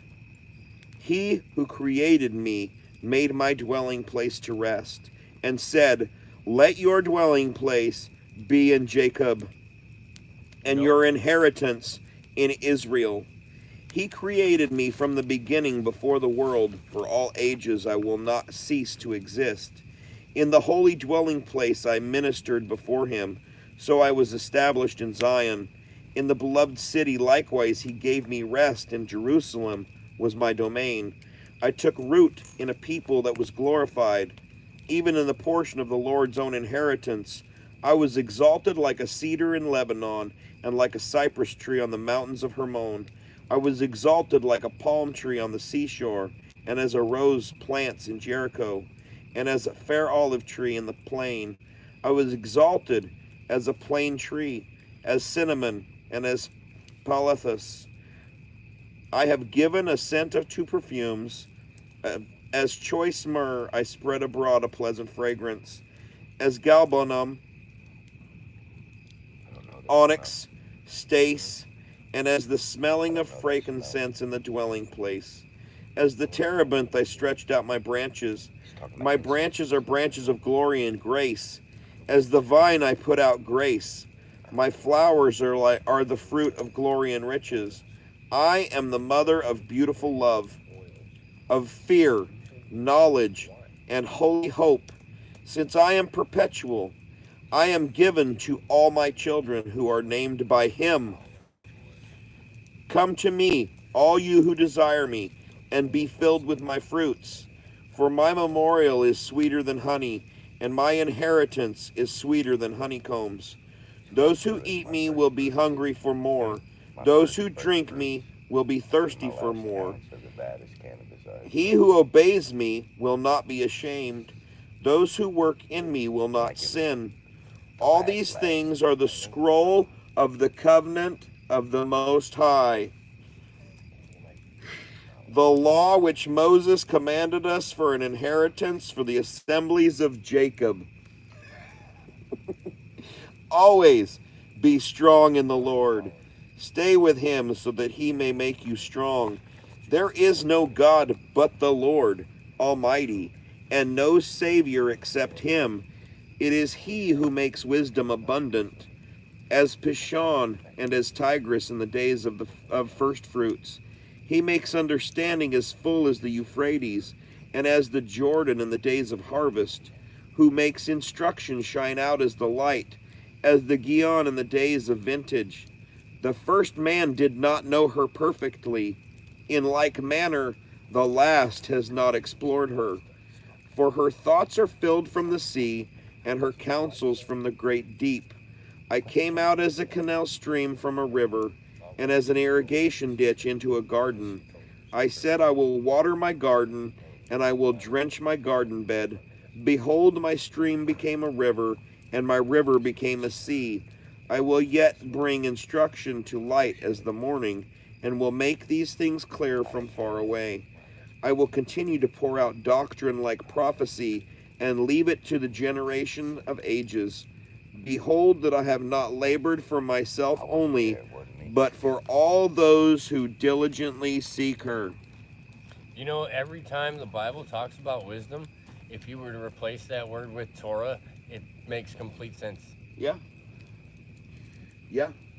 And the Spirit that the Father placed as a guide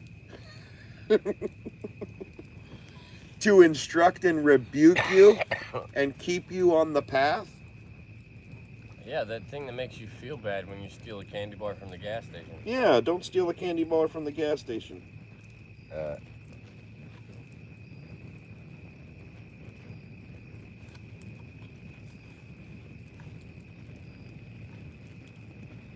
What are you saying? If That you God ignore, chooses you, you don't choose him? yeah, but Yeah. if you ignore the Oh, there you go. Many are called, but few are chosen, because few well, refuse the many choice. are called means that, and few are chosen, but many are called means that if you ignore the Holy Spirit long enough, it will leave you. Yeah, just like anything. Yeah, you can go numb to anything. Well, and make it okay. and we read that wisdom will not dwell in an unclean place. Nope. Roger.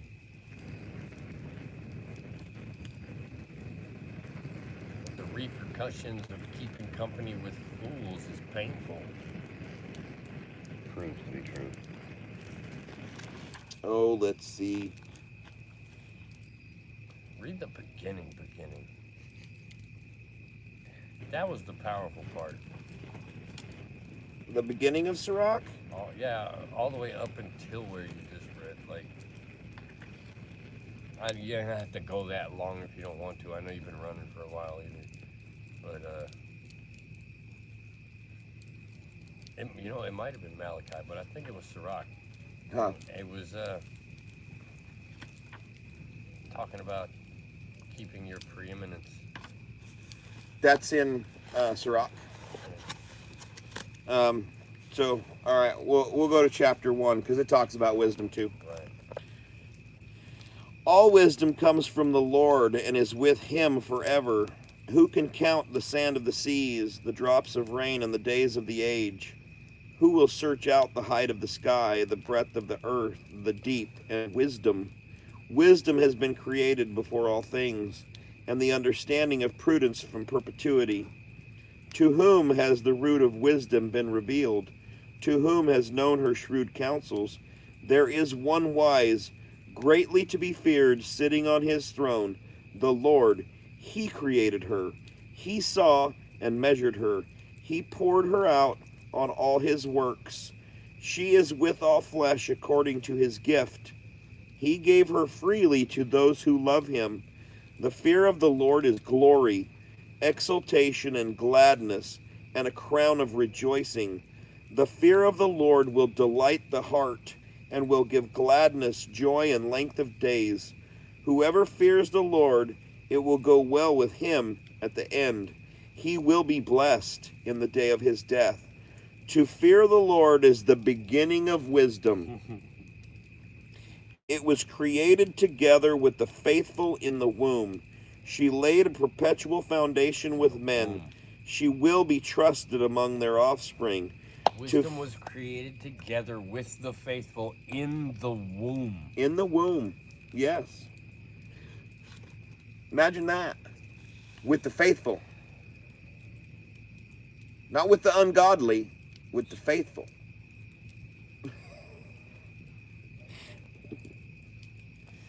She laid a perpetual foundation with men. She will be trusted among their offspring. To fear the Lord is the fullness of wisdom. She inebriates men with her fruits. She will fill all her house with desirable things, and her storehouses with her produce. The fear of the Lord is the crown of wisdom, making peace and perfect health to flourish. He both saw and measured her. He rained down skill and knowledge of understanding, and exalted the honor of those who hold her fast. To fear the Lord is the root of wisdom. Her branches are length of days. The root of wisdom. And Messiah is the root. That's in Revelations. There's a whole lot of overlap between There is. Messiah, Yes. the Torah, and wisdom. Yes.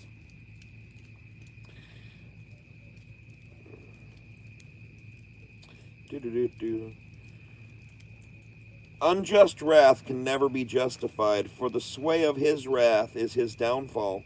A man that is patient will resist for a season, and afterward gladness will spring up to him. He will hide his words for a season, and the lips of many will tell of his understanding.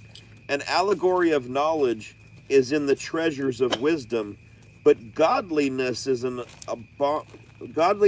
abomination to a sinner. If you desire wisdom, keep the commands, and the Lord will give her to you freely. For the fear of the Lord is wisdom and instruction. Faith and humility are his good pleasure. Do not disobey the fear of the Lord. Do not come to him with a double heart. Do not be a hypocrite in the mouths of men. Keep watch over your lips. Do not exalt yourself, lest you fall and bring dishonor on your soul. The Lord will reveal your secrets and will cast you down in the midst of the congregation, because you did not come to the fear of the Lord, and your heart was full of deceit. Mm-hmm. And that's why, like, just when you see some shit like that coming, you just kind of step back. So it don't splash on you. Mm-hmm. Yeah. I hate it when it splashes on me. Yeah. My son, if you come to serve the Lord, prepare your soul for temptation. Set your heart correctly. Constantly endure, and do not hurry in time of calamity. Cling to him and do not depart, that you may be increased at your latter end. Accept whatever is brought on you, and be patient when you suffer humiliation. For gold is tried in the fire, and acceptable men in the furnace of humiliation. Put your trust in him, and he will help you. Make your ways straight, and set your hope on him. All you who fear the Lord, wait for his mercy. Do not turn aside lest you fall. All you who fear the Lord, put your trust in him, and your reward will not fail. All you who fear the Lord, hope for good things, and for continuous gladness and mercy. Look at the generations of old and see, whoever put his trust in the Lord and was ashamed, or who remained in his fear and was forsaken, or who called on him and he despised him. For the Lord is full of compassion and mercy. He forgives sins and saves in time of affliction. Woe to fearful hearts, to faint hands, and to the sinner that goes two ways. Woe to the faint heart, for it does not believe, therefore it will not be defended. Woe to you who have lost your patience, and what will you all do when the Lord visits you? Those who fear the Lord will not disobey his words. Those who love him will keep his ways. Those who fear the Lord will seek his good pleasure. Those who love him will be filled with the law. Those who fear the Lord will prepare their hearts and will humble their souls in his sight. We will fall into the hands of the Lord and not into the hands of men. For as his majesty is, so also is his mercy.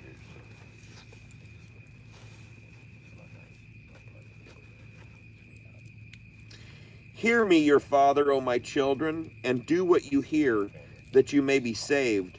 For the Lord has given the father glory concerning the children, and has confirmed the judgment of the mother concerning the sons. He who honors his father will make atonement for sins. He that gives glory to his mother is as one who lays up treasure. Whoever honors his father will have joy in his own children. He will hear the day of his prayer. He who gives glory to his father will have length of days. He who listens to the Lord will bring rest to his mother and will serve under his parents. As to the masters, Oh. honor your father in deed and word, that a blessing may come on you from him. For the blessing of the father establishes the houses of children, Notice this said parents and not pastor. but the curse of the mother roots out the foundations. Do not glorify yourself in the dishonor of your father, for your father's dishonor is no glory to you. For the glory of a man is from the honor of his father, and a mother in dishonor is a reproach to her children. My son, help your father in his old age, and do not grieve him as long as he lives. If he fails in understanding, have patience with him. Do not dishonor him in your full strength, for the revealing of your father will not be forgotten. Instead of sins, it will be added to build you up. In the day of your affliction, it will remember you. As fair weather on ice, so will your sins also melt away. He who forsakes his father is as a blasphemer. He who provokes his mother is cursed by the Lord. My son, go with your business in humility, so you will be loved by an acceptable man. The greater you are, humble yourself all the more, and you will find favor before the Lord. For the power of the Lord is great, and he is glorified by those who are lowly. Do not seek things that are too hard for you, and do not search out things that are above your strength.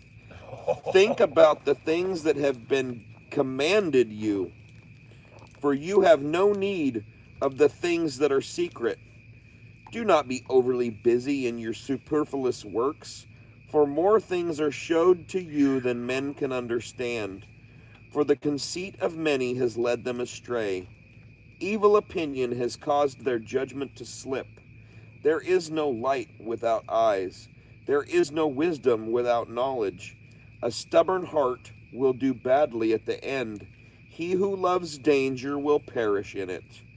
A stubborn heart will be burdened with troubles. The sinner will heap sin on sins. The calamity of the proud is no healing, for a weed of wickedness has taken root in him. The heart of the prudent will understand an allegory.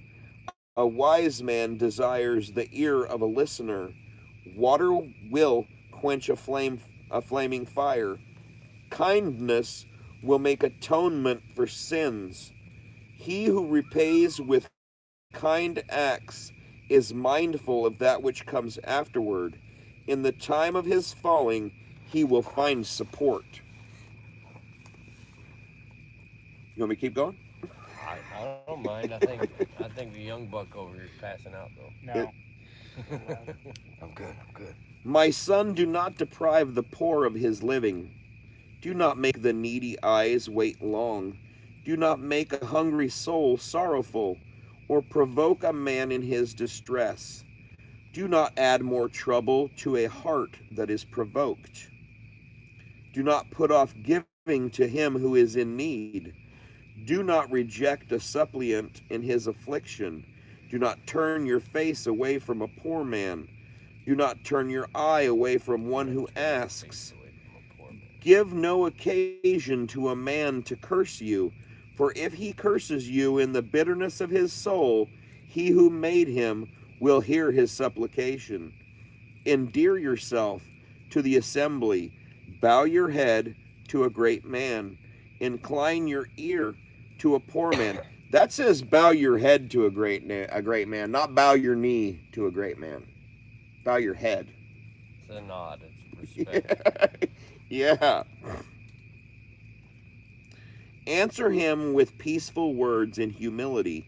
Deliver him who is wronged from the hand of him that wrongs him. Do not be faint-hearted in giving judgment. Be as a father to the fatherless, and like a husband to their mother.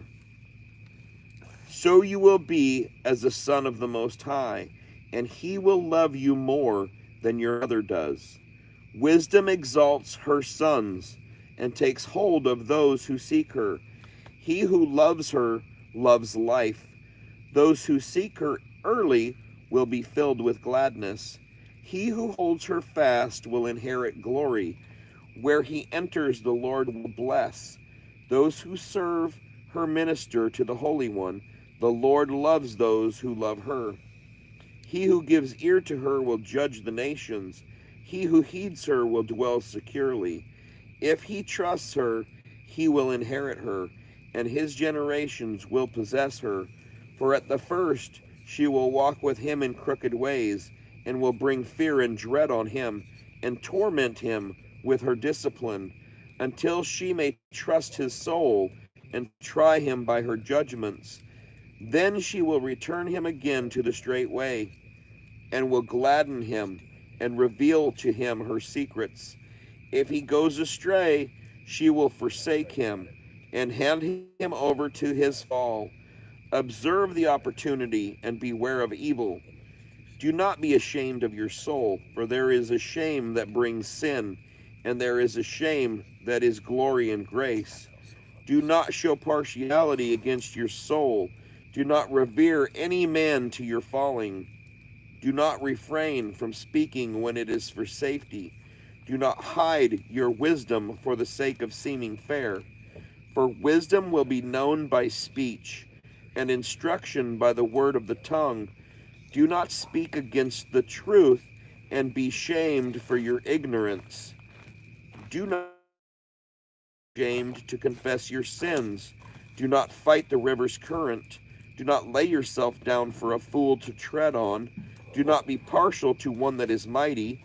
Strive for the truth to death, Do not be partial to one that is mighty. and the Lord will fight for you. Do not be hasty with your tongue, or slack and negligent in your deeds. Do not be like a lion in your house, I'm sorry. I'm working on it. or suspicious of your servants. Do not let your hand be stretched out to receive, and closed when you should repay. Are we still live? I don't know. I think there's 6 people it shows there. I hope they're learning something. Me too. I'm learning a bunch of stuff. Do not set your heart on your goods. Do not say, they are sufficient for me. Do not follow your mind and your strength to walk in the desires of your heart. Do not say, who will have dominion over me? For the Lord will surely take vengeance on you. Do not say, I sinned, and what happened to me? For the Lord is patient. He plays the long game. Mm-hmm. Do not be so confident of atonement that you add sin on sins. Do not say, his compassion is great. He will be pacified for the multitude of my sins. For mercy and wrath are with him, and his indignation will rest on sinners. Do not wait to turn to the Lord. Do not put off from day to day, for the wrath of the Lord will suddenly come on you, and you will perish in the time of vengeance. Do not set your heart on unrighteous gains, for you will profit nothing in the day of calamity.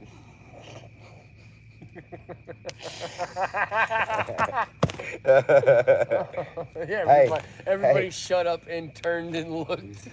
Yo, you do realize accountability comes with knowledge. I'm just putting it out there, bro. The more you know, the more is expected of you. Do not winnow with every wind. Do not walk in every path. This is what the sinner who has a double tongue does. Be steadfast in your understanding. Let your speech be consistent. Be swift to hear the answer with patience. If you have understanding, answer your neighbor. But if not, put your hand over your mouth. Glory and dishonor is in talk. A man's tongue may be his downfall. Do not be called a whisperer. Do not lie in wait with your tongue, for shame is on the thief, and an evil condemnation is on him who has a double tongue. Do not be ignorant in a great or small matter. Do not become an enemy instead of a friend, for an evil name will inherit shame and reproach. So it is with the sinner who has a double tongue. Do not exalt yourself in the counsel of your soul, that your soul is not torn in pieces as a bull. You will eat up your leaves, destroy your fruit, and leave yourself as a dry tree. A wicked soul will destroy him who has it, and will make him a laughingstock to his enemies. Sweet words will multiply a man's friends. A gracious tongue will multiply courtesies. Let those that are at peace with you be many, but your adversaries 1 of 1,000. If you want to gain a friend, get him in a time of testing, and do not be in a hurry to trust him, for there is a friend just for an occasion. Ooh. He will not continue in the day of your affliction. And there is a friend who turns into an enemy. He will discover your strife to your reproach. And there is a friend who is a companion at the table, but he will not continue in the day of your affliction. In your prosperity he will be as yourself, and will be bold over your servants. If you are brought low, he will be against you, and will hide himself from your face. Separate yourself from your enemies, and beware of your friends. A faithful friend is a strong defense. He who has found him has found a treasure. There is nothing that can be taken in exchange for a faithful friend. His excellency is beyond price. A faithful friend is a life-saving medicine. Those who fear the Lord will find him. He who fears the Lord directs his friendship properly. For as he is, so is his neighbor also. My son, gather instruction from your youth up. Even when you have gray hair, you will find wisdom. Don't stop learning, it says. Even in your gray hair, you'll find wisdom. When Yah talks about finding a good wife, he does not go into that much praise excessively. Yeah. A faithful friend and a good wife are both invaluable. Yeah.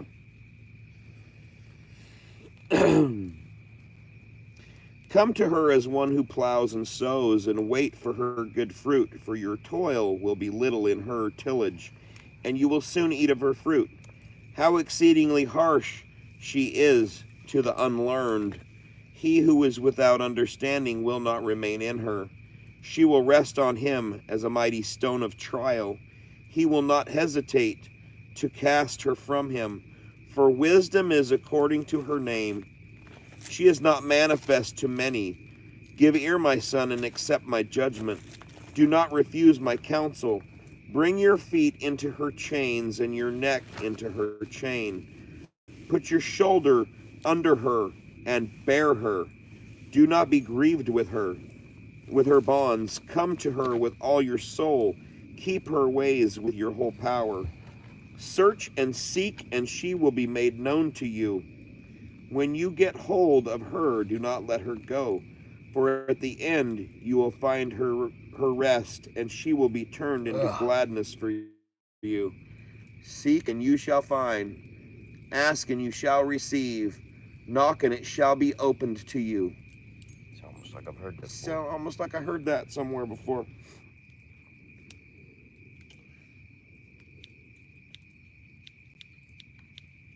Her chains will be to you for a covering of strength, her chains for a robe of glory. For there is a golden ornament on her, and her bonds are a purple ribbon. You will put her on as a robe of glory, and will put her on as a crown of rejoicing. My son, if you are willing, you will be instructed. If you will yield your soul, you will be prudent. If you love to hear, you will receive. If you incline your ear, you will be wise. Stand in the multitude of the elders. Attach yourself to whoever is wise. Be willing to listen to godly discourse. Do not let the proverbs of understanding escape you. If you see a man of understanding, get to him early. Let your foot wear out the steps of his doors.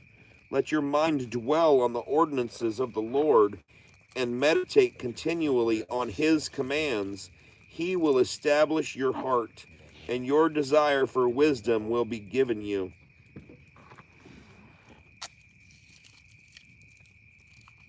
Hello, Elisha. So,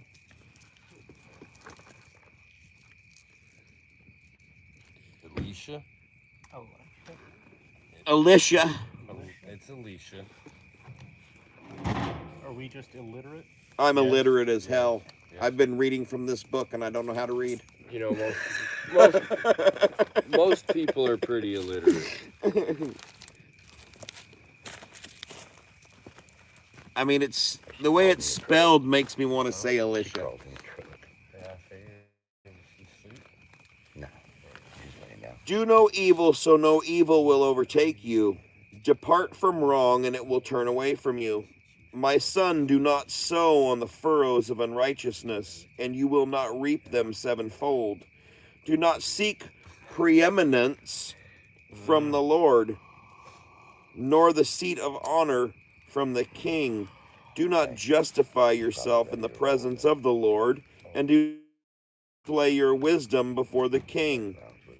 Do not seek to be a judge, lest you not be able to take away iniquities.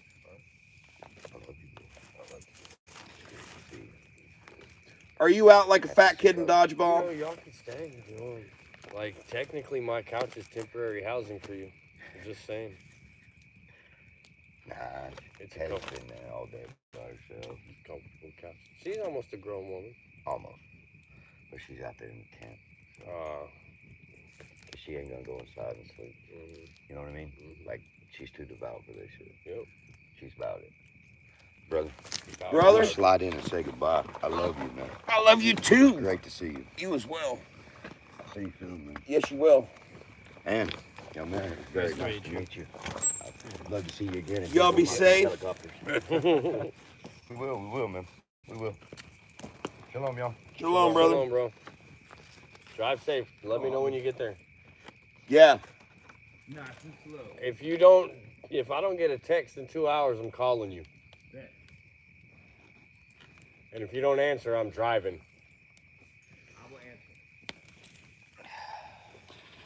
Do not display your wisdom before the king. Do not seek to be the judge, lest you not be able to take away iniquities, lest perhaps you fear the person of a mighty man, and lay a stumbling block in the way of your uprightness. Do not sin against the multitude of the city. Do not cast yourself down in the crowd. Do not commit a sin twice. Messiah said, go forth and sin no more. For even in one you will not be unpunished. Do not say he will look on the multitude of my gifts. When I make an offering to the Most High God, he will accept it. Do not be faint-hearted in your prayer. Do not neglect to give alms. Do not laugh a man to scorn when he is in the bitterness of his soul, for there is one who humbles and exalts. Do not devise a lie against your brother or do the same to a friend. Do not love to make any manner of lie, for that is not a good habit. Do not babble in the multitude of elders.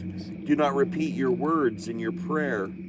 Do not hate hard labor or farm work, which is the Most High has created.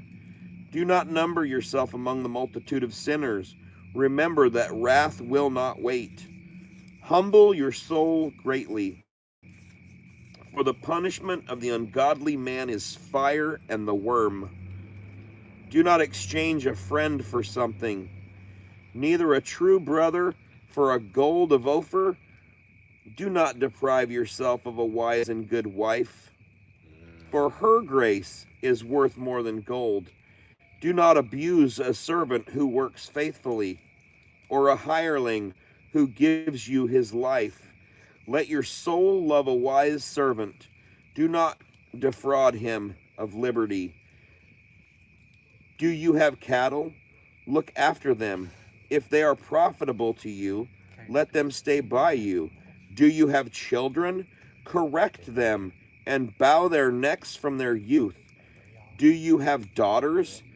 Take care of their bodies, and do not be overly indulgent toward them. Give your daughter in marriage, and you will have accomplished a great matter. Do not be overly indulgent toward them. Give her to a man of understanding.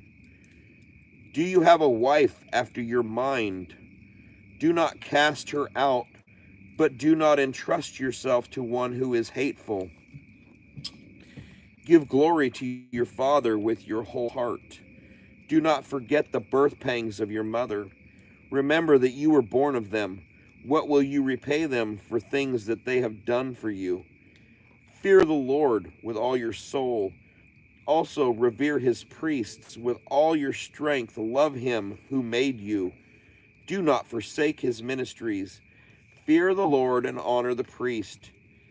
Give him his portion, even it is commanded to you. The first fruits, the trespass offering, the gift of the shoulders, the sacrifice of the sanctification, and the first fruits of holy things. Also, stretch out your hand to the poor man, that your blessing may be perfected. A gift has grace in the sight of every living man. Do not withhold grace for a dead man. Do not be lacking to those who weep, and mourn with those who mourn. Do not be slow to visit a sick man, or by such things you will gain love. For by such things you will gain love. In all your words, remember eternity, and you will never sin. You will never sin. Good night, Tracy. Shabbat shalom. It just said that you could never sin. It said that. Again. Well, I mean, if wisdom is guiding you, Yes. right? And with the first part of that wisdom is fear of the Lord, and walking in his ways is the crown of the Lord. Well, you would have to be raised up in the way you should go by the previous generation. That's true. Do not contend with a mighty man, lest perhaps you fall into his hands. Do not strive with a rich man, lest perhaps he overpowers you. For gold has destroyed many and turned away the hearts of kings. Do not contend with the talkative man. Do not heap wood on his fire. Do not jest with a rude man, lest your ancestors be dishonored. Do not reproach a man when he turns from sin. Remember that we are all worthy of punishment. Do not dishonor a man in his old age. Some of us are also growing old. Do not rejoice over one who is dead. Remember that we all die. Do not neglect the discourse of the wise. Be conversant with their proverbs, for from them you will learn instruction and how to minister to great men. Do not miss the discourse of the aged, for they also learned from their fathers. Wait, what? Do not miss the discourse of the aged, Okay, continue. for they also learned from their fathers, because from them you will learn understanding and how to give an answer in time of need. Do not kindle the coals of a sinner, lest you be burned with the flame of his fire. Do not rise up from the presence of an insolent man, lest he lie in wait as an ambush for your mouth. Do not lend to a man who is mightier than yourself, and if you lend, be as one who has lost. Do not be a guarantee above your power. If you are a guarantee, Think as one who will have to pay. Do not go to law with a judge, for according to his honor they will give judgment for him. Do not go in the way with a rash man, lest he be burdensome to you. For he will do according to his own will, and you will perish with his folly. Do not fight with a wrathful man. Do not travel with him through the desert, for blood is as nothing in his sight. Where there is no help, he will overthrow you. Do not take counsel with a fool, for he will not be able to conceal the matter. Do no secret thing before a stranger, for you do not know what it will cause. Do not open your heart to every man. Do not let him return you a favor. Mm.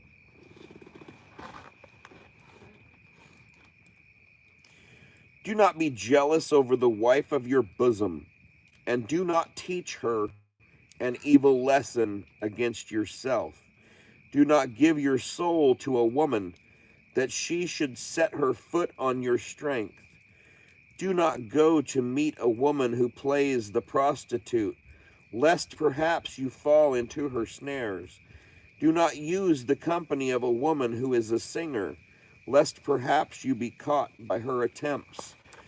Do not gaze at a maid, lest perhaps you be trapped in her penalties. Do not give your soul to prostitutes, that you may not lose your inheritance. Do not look around you in the streets of the city, neither wander in its solitary places. Turn your eye away from beautiful women, and do not gaze at another's beauty. Many have been led astray by the beauty of a woman, and with this affection is kindled as a fire. Do not sit at all with a woman who has a husband, Oh. or revel with her at the wine, lest perhaps your soul turn away to her, and with your spirit you slide into destruction. Do not forsake an old friend, for the new is not comparable to him. A new friend is like a new wine. If it becomes old to you, you will drink it with gladness. Do not envy the glory of a sinner, for you do not know what his overthrow will be. Do not delight in the delights of ungodly. Remember, they will not go to the grave unpunished. Oh, we still got 4 people hanging on. I'm gonna go to chapter 10. What chapter did you just read? I'm still reading. Keep yourself far from the man who has power to kill, and you will have no suspicion of the fear of death. If you come to him, commit no fault, lest he take your life away. Surely know that you go about in the midst of snares, and walk on the battlements of the city, as well as you can. Aim to know your neighbors, and take counsel with the wise. Let your conversation be with men of understanding. Let all your discourse be in the law of the Most High. Let just men be companions at your table. Let your glorying be in the fear of the Lord. A work is commended because of the hand of the artisan, so he who rules the people will be considered wise for his speech. A talkative man is dangerous in his city. He who is headlong in his speech will be hated. That was chapter 9. A wise judge will instruct his people. The government of a man of understanding will be well ordered. As is the judge of his people, so are his ministers. As the city's ruler is, so are all those who dwell in it. An uninstructed king will destroy his people. A city will be established through the understanding of the powerful. The authority of the earth is in the Lord's hand. In due time he will raise up over it one who is profitable. A man's prosperity is in the Lord's hand. He will lay his honor on the person of the scribe. Do not be angry with your neighbor for every wrong, do nothing by works of violence. Pride is hateful before the Lord, and men unrighteousness is abhorrent in the judgment of both. Sovereignty is transferred from nation to nation because of iniquities, deeds of violence, and greed for money. Why are dirt and ashes proud? Because in my life my body decays. A long disease mocks the physician. He is a king today, and tomorrow he will die. For when a man is dead, he will inherit creeping things and beasts and worms. It is in the beginning of pride, when a man departs from the Lord. His heart has departed from him who made him. For the beginning of pride is sin. He who keeps it will pour out abomination. For this reason the Lord brought strange calamities on them, and utterly overthrew them. The Lord cast down the thrones of rulers and set the meek in their place. The Lord plucked up the roots of nations and planted the lowly in their place. The Lord overthrew the lands of nations and destroyed them to the foundations of the earth. He took some of them away and destroyed them, and made their memorial to cease from the earth. Pride has not been created for men, nor wrathful anger for the offspring of women. What manner of seed has honor? The seed of man. Those who fear the Lord. What manner of seed has no honor? The seed of man. Those who transgress the commands. In the midst of the countrymen, he who rules them has honor. Those who fear the Lord have honor in his eyes. The rich man, the honorable, and the poor all glory in the fear of the Lord. It is not right to dishonor a poor man who has understanding. It is not fitting to glorify a man who is a sinner. The great man, the judge, and the mighty man will be glorified. There is not one of them greater than he who fears the Lord. Free men will minister to a wise servant. A man who has knowledge will not complain. Do not flaunt your wisdom in your work. Do not glorify yourself in the time of your distress.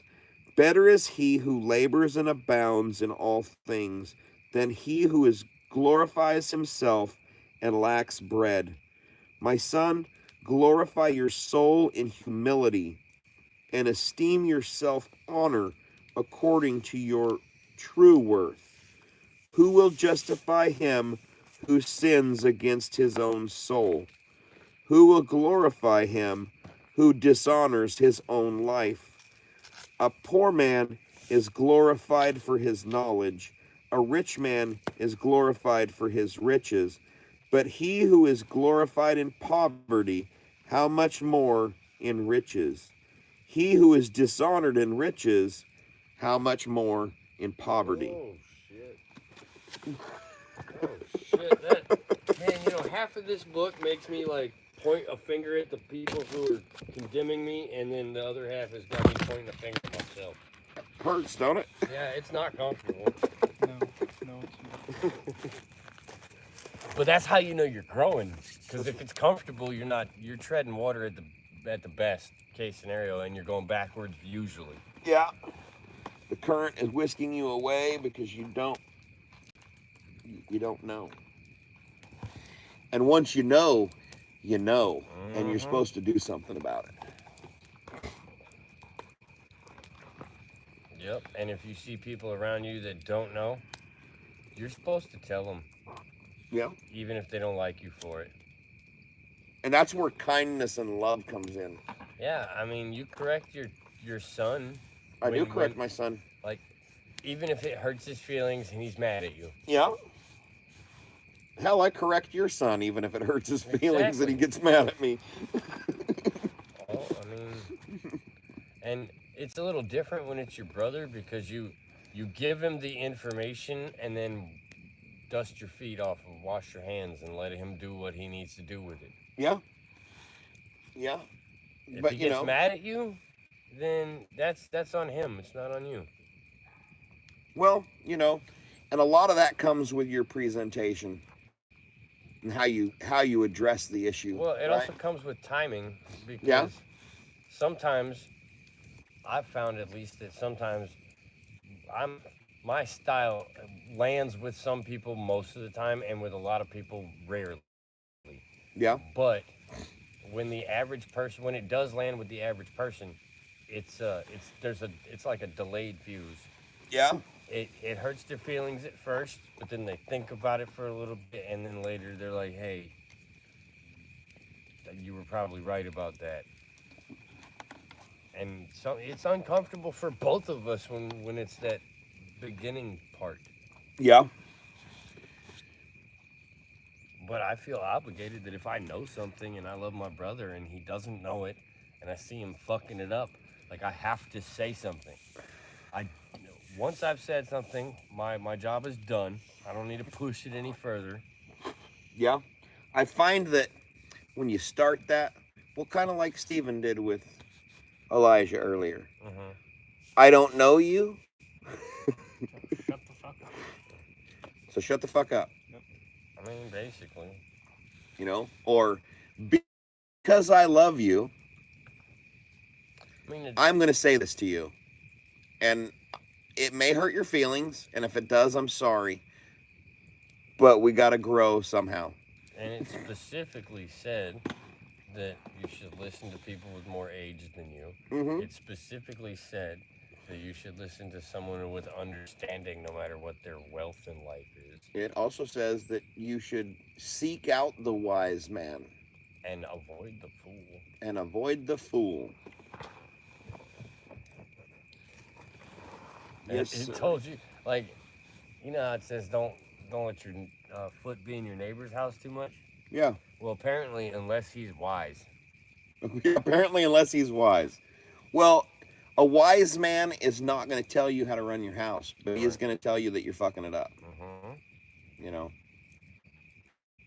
A lot of times it's like I wouldn't do that. Mm-hmm.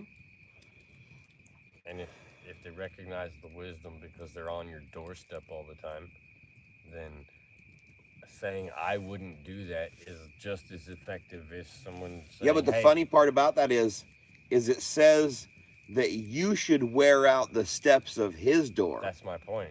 So It's if you're seeking guidance from him and you're always in his house, you're seeing firsthand how a wise man does right. things And within if his that house. wise man says I wouldn't do that, Yeah. he doesn't have to tell you don't do it. He just did. I would completely agree with that, Dano. Oh, I missed it. What Dano say? He said setting apart one's ego, setting it aside, is a big step to listening. There you go. Yeah, I mean, nobody learns something if they already know everything. I have to continually tell my son, hey, because I'll be trying to give him instruction and he'll start running his mouth. And it's like, listen, I can't fill a cup that's already full. Mm-hmm. If you still know everything, why am I helping you with this? Right? Why are you even talking to me about it if you know everything? Yeah. So it's like, hang on, let me get you a fucking political candidacy and you can go run the country since you know everything already. That's what irritates me the most about like a large group of people lifting up one man. No one has enough humility to resist that. And if you got like yes men around you filling your cup up with bullshit, there's no room left for the Holy Spirit. No, I could be totally humble. Yeah. You could be. You got to work at it though. And we all got to work at it. It's just like your no muscle. Like you have to exercise that shit. You're not going to be able to tell people no if you don't tell people no. Yeah. Well, and like it said, even an old man seeking wisdom is still learning stuff. Mm-hmm. Right? So the man with a gray cap, who is a wise man, is still seeking knowledge and understanding continually until his death.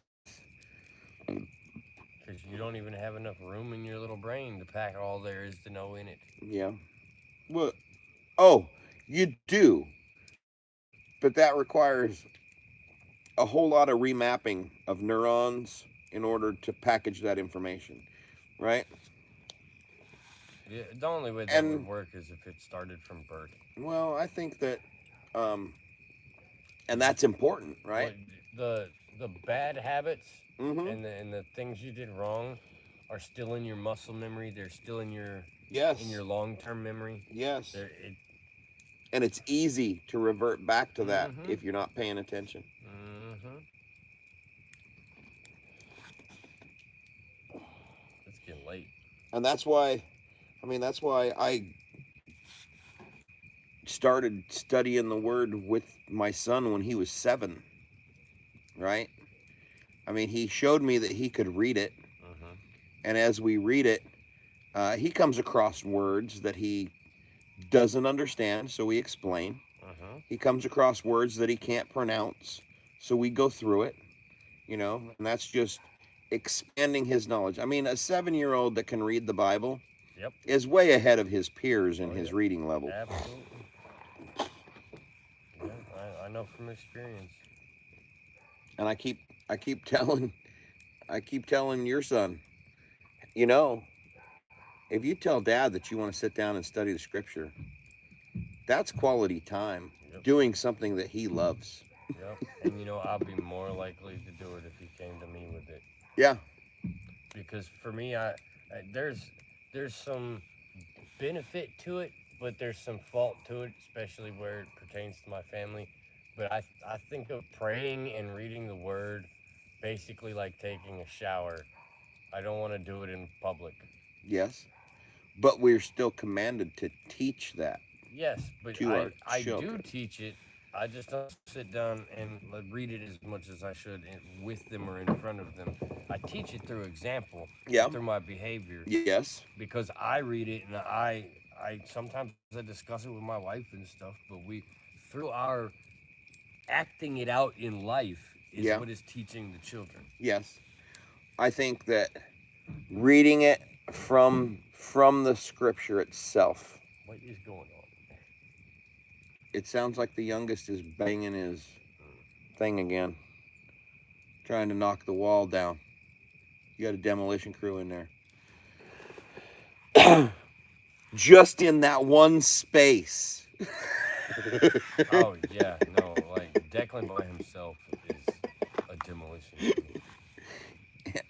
But no, I think if you impart on him the importance, just reading it. His teachers have already said he's way above his reading level for where he's at.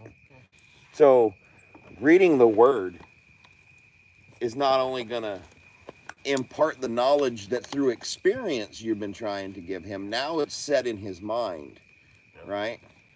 So that when you scold him for being in violation of that, He has a full understanding of the violation. yes. No, I know. There's definitely some shit that I can work on. I'm not a perfect father. I'm not a perfect husband. Neither am I. I'm not a perfect man.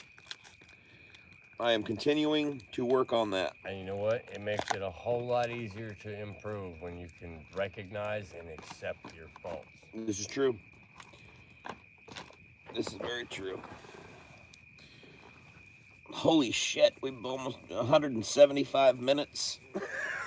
Yeah, he's already passed out like twice. No, I can't wait to get Uh-huh. Dude, your head was all the way back in that chair. I thought you were going to start Yeah. snoring there for a minute. Too. I did too. If it had started raining, we could have used your throat as a rain gauge.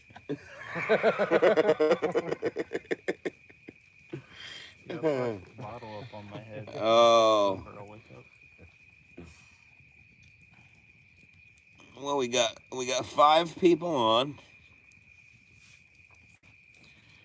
No, but I would be lying if I said I wasn't tired. Oh, I can tell, man. Yeah, We've been going at it for a hot minute. I hope that everyone got something from the reading. I got a bunch of stuff that I didn't want. Yeah, I know you did.